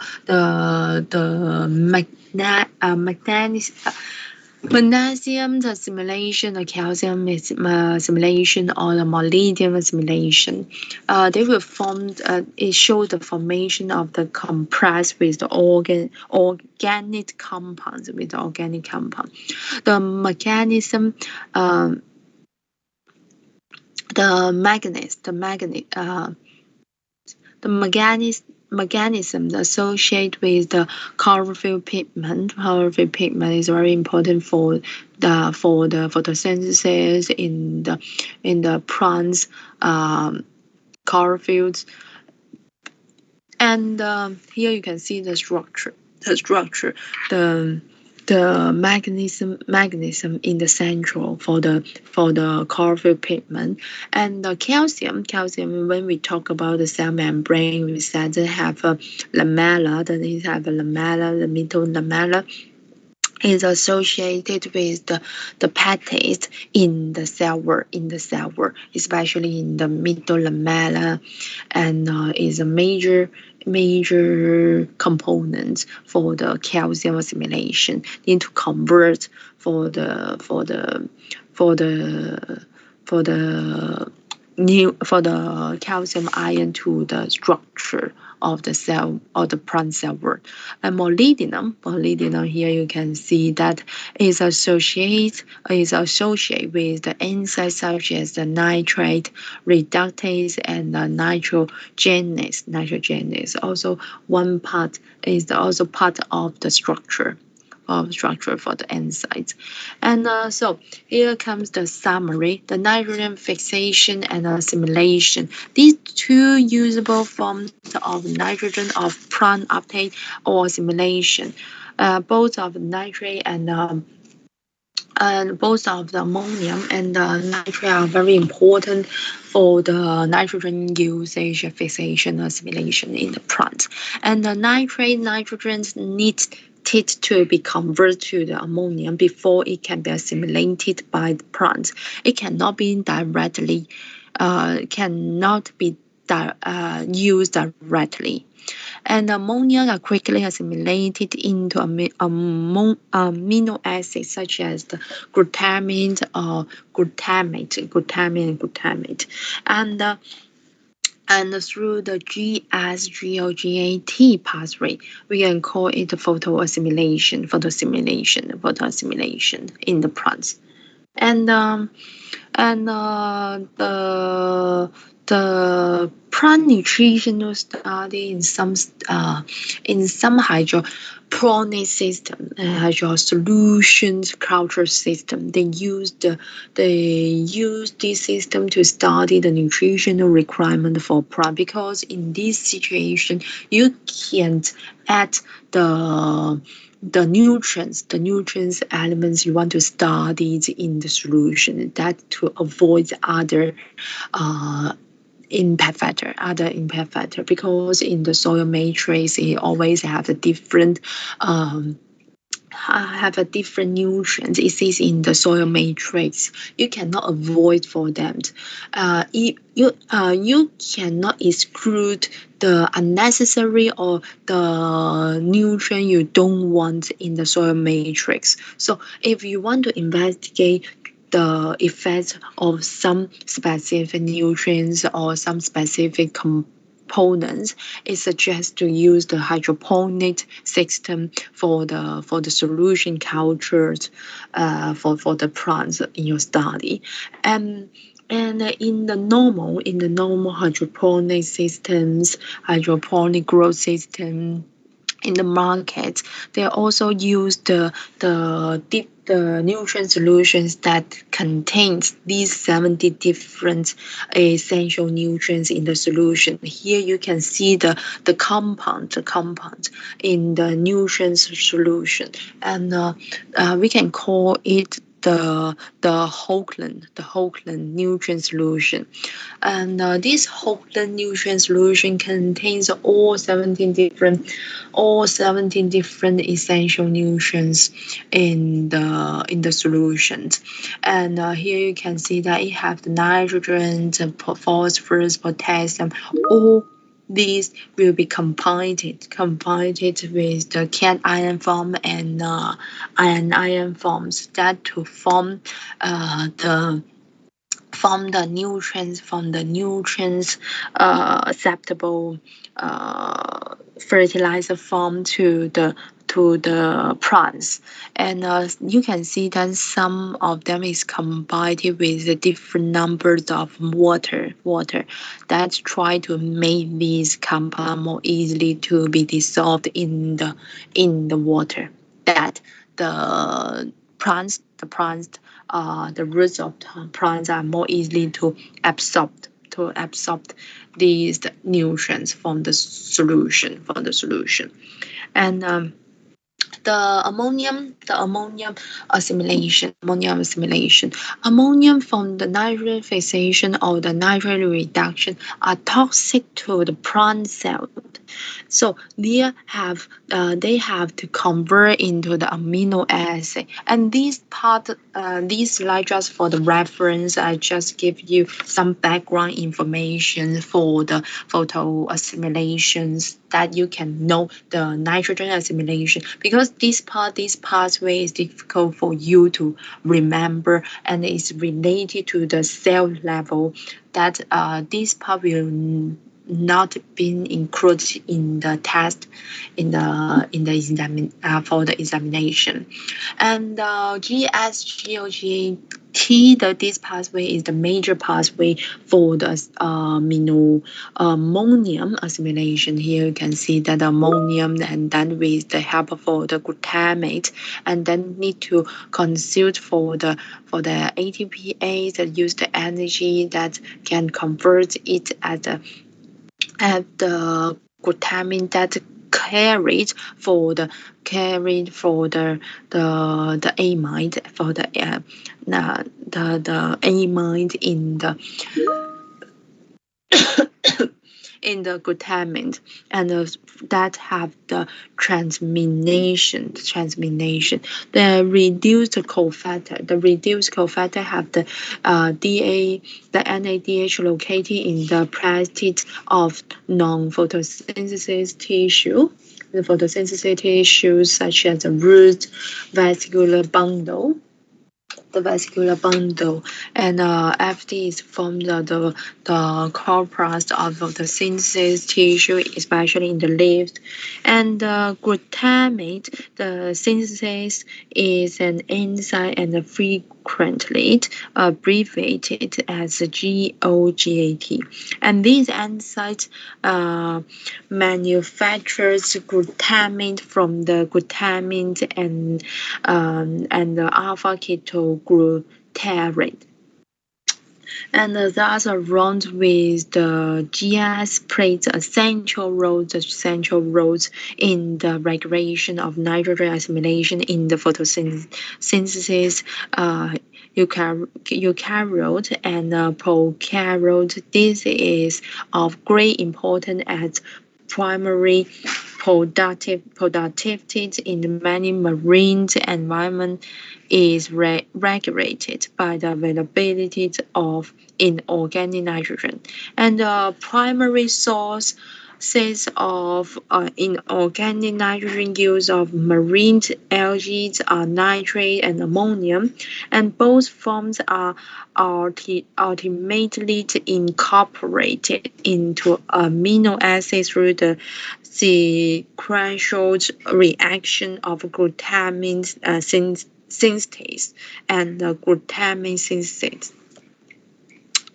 And here shows the GDH pathway, the ammonia from the nitrogen fixation or the nitrate reduction are toxic to the plant cell. So they are rapidly converted into amino acid. That the GDH pathway, the ammonium also have a combined with another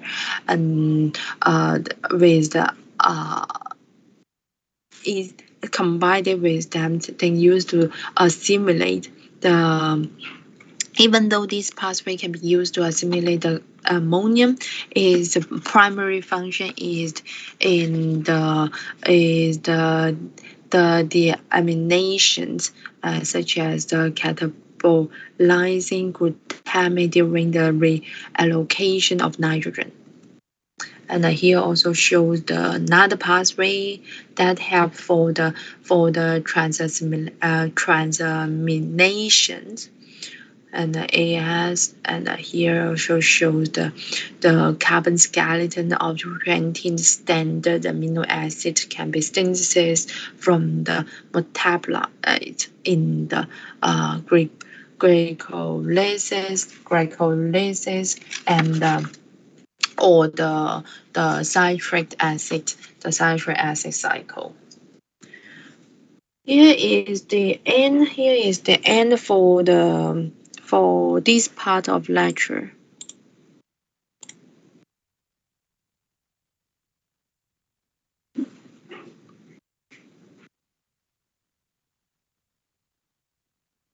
Want to show you again now？唔使啦，而家唔哦該晒。 ，OK，好，咁我哋呢一part 咧就講到呢度。我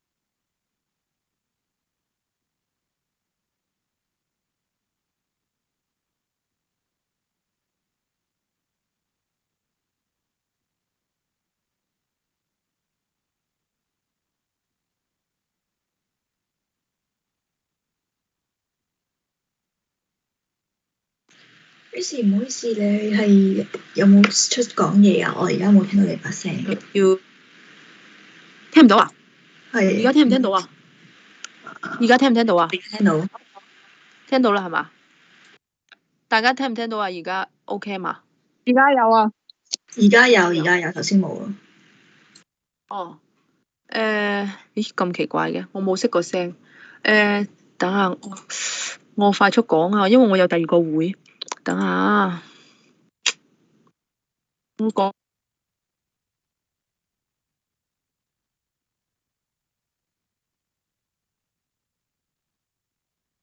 下先到我。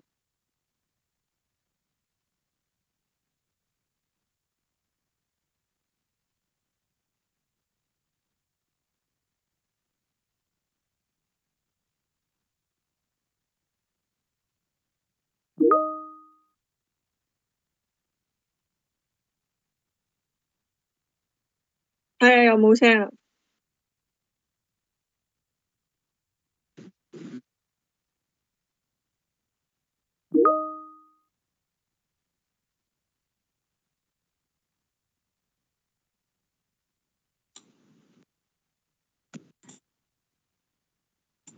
而家有冇聲啊？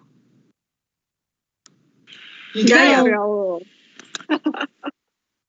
即係窒下窒下，係好唔流暢咁樣定係？但係你而家講嘢有咯，係流暢噶咯而家。咦？咁我頭先上堂會唔會咁啊？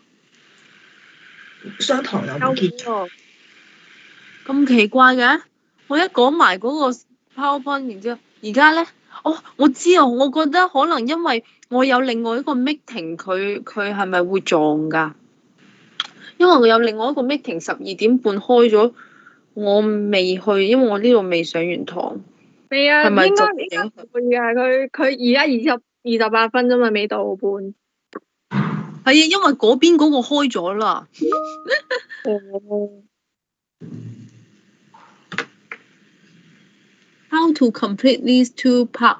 我嗰個 PowerPoint 嗰度有講㗎，一啲 paper 咧，佢冇講到嗰個係啊，呢個 research gap 啊，個 limitation 啊，咁樣就係要你哋自己去寫㗎啦，你唔係照搬照抄㗎嘛，咁你都要睇埋嗰篇 paper，然之後你先將嗰篇 paper 用你嘅方式，用你嘅觀點去你係講翻人哋嗰個 paper 出嚟，然之後再去評論翻佢係有咩 limitation 咯，有咩可以再更加做得好噶啦 limitation 呢一 part。個 research gap 咧係肯定係有嘅，個 research gap 喺通常咧喺個 introduction 嘅後面啦，咁樣佢會有講話個 introduction 就係其實就係大家都知道，咁你哋有個 research proposal 嗰一課。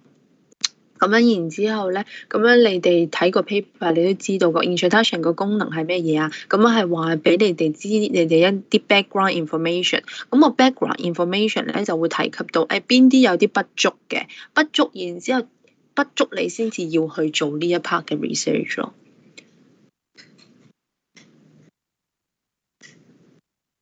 O 唔 OK 啊？有冇答到你嘅問題啊？好，咁樣然之後，而家會唔會窒啊？會唔會一下有聲，一下冇聲啊？有冇好少少啊？你趁而家講啊？吓？大家有冇聽到我講嘢㗎？我頭先聽到有啊。聽到啊，OK à. 啊。哦，冇窒啊，嗬。好，咁我繼續我嘅嗰個 lab 啊吓。如果你哋聽唔到聲，你要出聲話我知啊，我唔知㗎。然之後咧，我下個禮拜咧會將呢個 Lab One 嘅呢個擺上去啦。咁樣然之後咧，呢個時間咧你就唔使理佢啦，因為都冇辦法跟到。我原本都係，係咯，呢個唔使理佢啦。但係個 marks 嗰度你哋可以睇翻啦，可以睇翻呢個 group report 嘅咁樣個每一 part 係每一個 lab report 係10%。想問你有冇 share screen 啊？因為我嚇哋好似有喎，睇唔到啊？係啊，咁搞笑，我 share 咗睇唔到啊㗎。唉，等下，而家有冇啊？而家有，而家有。而家有啊？OK，都係咁嘅。而家識唔識喐啊？有冇見到啊？有有有啊有啊有啊。有啊有啊，好。咁樣就係呢個唔使理佢啦，呢個都冇辦法翻嚟做得到啦，所以前面嗰個時間個安排大家可以忽略啦。咁樣由呢度開始啦，咁樣我哋咧係要做去種番茄嘅。種番茄，然之後睇下佢 nitrogen deficiency 嘅 substance 啦係點樣啦，咁樣所以咧我哋係會有2 set 嘅一個 treatment 咁樣去比較翻佢嘅 nitrogen deficiency substance to on 呢個 tomato plants 嘅，咁樣咧我哋係 total 咧有每一組係有12粒嘅種子，咁樣其實喺個 lab 嗰度咧，我哋會發晒俾你哋先嘅。咁我哋唔會由種子開始叫你哋去發啦，因為太長時間啦。本身我哋種嘢咧就需要時間，咁樣如果你由種子開始種咧，由成頭種到成尾咧，可能先見到啲堆咁大棵噶啦。咁樣就我哋會提前發咗個苗俾你哋，呢啲苗其實大概生到咁大個，咁大個嘅，其實都要3個禮拜嘅時間，所以我哋都係提前幫大家去做好呢一步啦，就係省卻大家之後嘅一個功夫啦，即係縮短大家種植嗰個時間啦。咁樣然之後咧就要呢啲黑色嘅 tray 啦，然之後咧我哋嘅 treatment 咧係有一半嘅 fresh water sand。fresh water sand 係咩嘢啊？就河沙。咁樣 universal potting soil 即係我哋係用嗰啲科學泥啦。咁樣去比較翻佢哋兩者嘅呢個種植過程對個植物所造成嗰個 nitrogen deficiency 嘅一個影響嘅。咁樣我哋會將12棵嘅幼苗啦，咁其實係由種子開始發嘅，咁樣已經先播咗喺個 modular tray 嗰度啦。然之後咧，你哋到你哋要做嘅時候咧，咁你哋會將呢12棵咧就轉盤啦，因為佢啱發苗咧，我哋全部都係用 PMOS 咁樣去發起佢嘅。咁樣然之後咧，等到你哋做嘅時候咧，6棵你哋要將佢轉盤轉去係河沙嘅，然之後6棵咁樣就轉去 potting soil 科學嚟㗎。咁樣就隨住因為咧科學泥咧係我哋 suppose 係有充足嘅 nutrient 俾佢哋啦。咁樣然之後咧，而河沙咧，咁樣其實係就我哋 suppose 係冇 available mineral nutrient 係俾佢哋啊。唔好意思，我接個電話。喂，Caroline，係我未上完啊，我上到1點㗎，我未上完啊，但係我盡快咯，好嘛？好，我未上完堂，拜拜。係，咁樣就係個河沙咧 ，suppose 係冇 available 嘅 mineral nutrients 啦，咁樣就去睇下佢哋兩者之間嘅唔同啦。咁樣然之後咧，我哋會用嗰個葉面肥嘅。頁面肥每個禮拜就會淨係噴灑喺頁面嗰度，淨係噴灑喺頁面嗰度啦。咁樣其實咧，你都會係喺個種植嘅過程中啦，你會見到佢個植物生長嘅一個唔同啦。咁樣你哋會有個 daily irrigation，即係你每一日都要去淋下水啦。點解？因為我哋知道個河沙咧，其實佢疏水性係好強嘅，咁佢儲唔到水嘅。咁樣如果你哋係長時間唔翻嚟嘅咧，好可能係河沙嗰度咧就已經乾晒，你哋就造成咗後期就冇 data 可以 take 噶啦。咁樣然之後咧 weekly fertilization 咧，咁樣呢一 part 咧係指你用嗰個葉面肥啦。咁樣噴少少，因為佢始終都係幼苗咧，唔使太多嘅。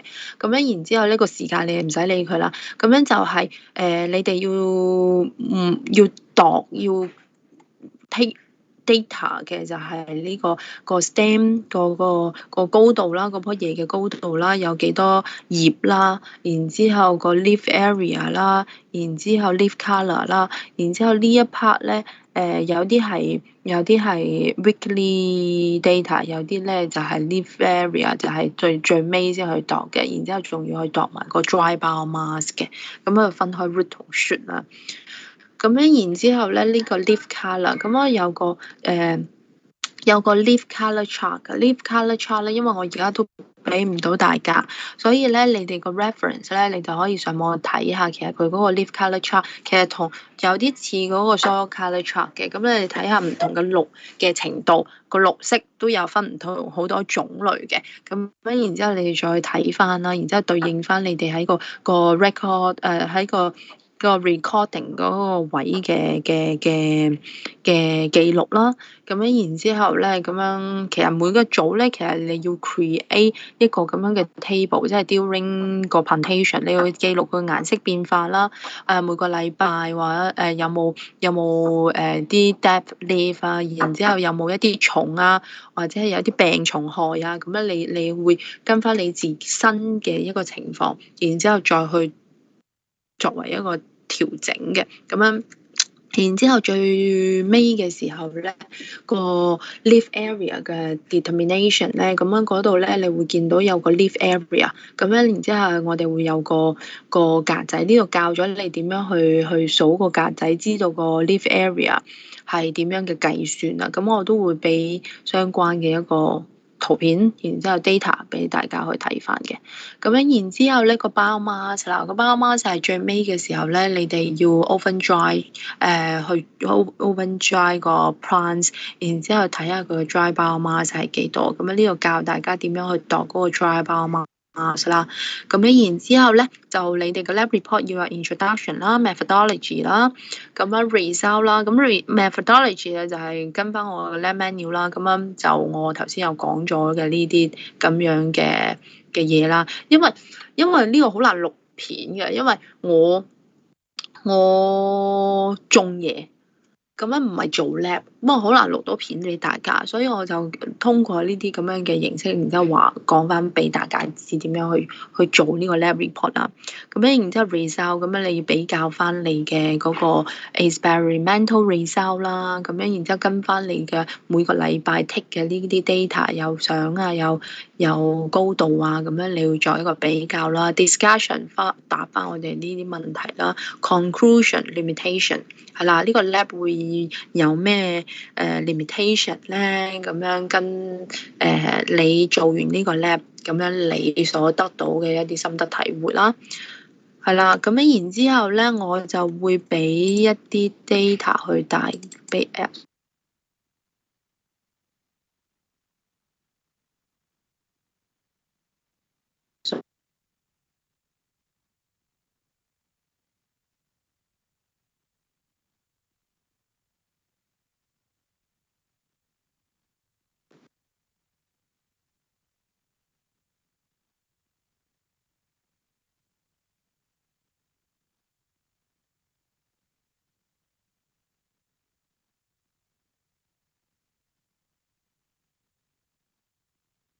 好似又拎咗機喎。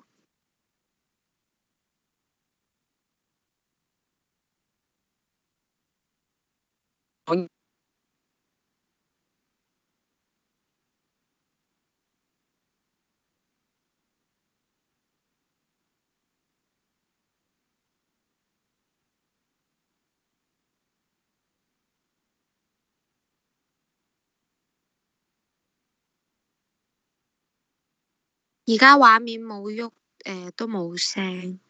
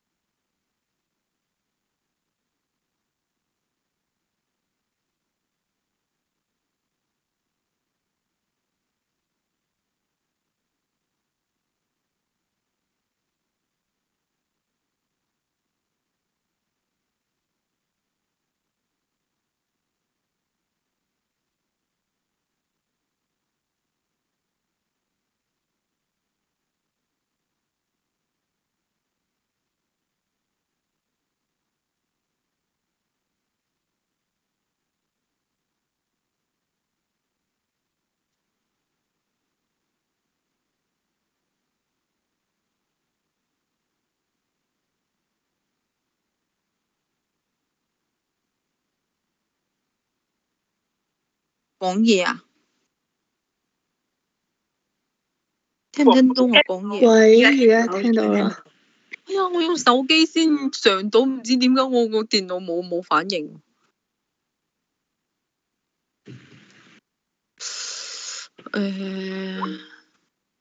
我個 MS Team 個電腦上唔到，咁大概係咁樣啦。然之後咧，我就嗰個 data 咧，我就會upload 上去Moodle，咁樣然之後有齊晒所有我頭先講嘅嗰啲 data 啦。咁樣然之後，關於 data 嗰度有咩唔明嘅話咧，你哋就再問翻我啦，好冇？呢個 lab 嘅嗰個 PDF 喺 Moodle 冇喎。我未 upload 啊。哦。因為應該係下個禮拜先 upload 㗎，因為下個禮拜冇 lecture 啊。咁我就提前講啦。想問下咧，咁會唔會有即係種嗰啲圖片，即係個 data 包唔包括埋嗰啲圖片？有啊，但係我 show 唔到俾你啊。唔緊要，唔點解會緊要。咁嘅？我個 WiFi 又冇問題啊。係咯，佢話佢有 problem 啊，佢個 MS Team 係我嘅 MS Team 有問題。我試下我開個，等陣下。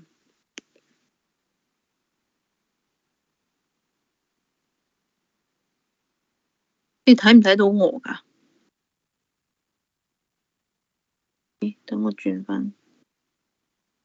係。咁我睇唔睇到啊？睇到啊，睇到。睇到啊嚇！哎呀，就咁樣暫時睇住先啦嚇。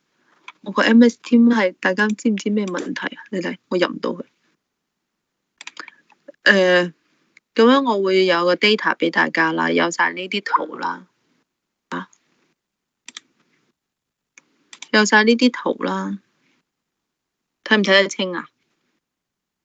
係啦，呢啲頁面啦。見到。係啊，就有晒所有嘅呢啲 data，就好似你做 lab 咁樣啦。所有呢啲俾晒大家，好唔 OK？然之後係冇任何文字噶，咁樣淨係得呢啲數據嘅記錄啦。咁樣然之後就方便你哋可以去做你哋呢個 lab report，好唔 OK？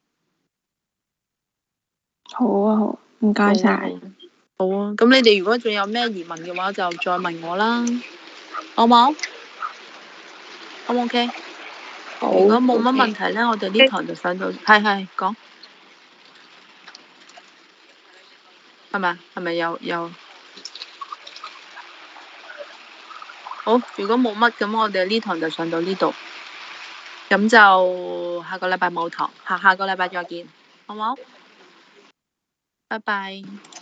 拜拜。唔該晒，拜拜。好啊，我去開會啦，因為我入唔到我嘅 Teams。拜拜。啊，我冇 WiFi 啊！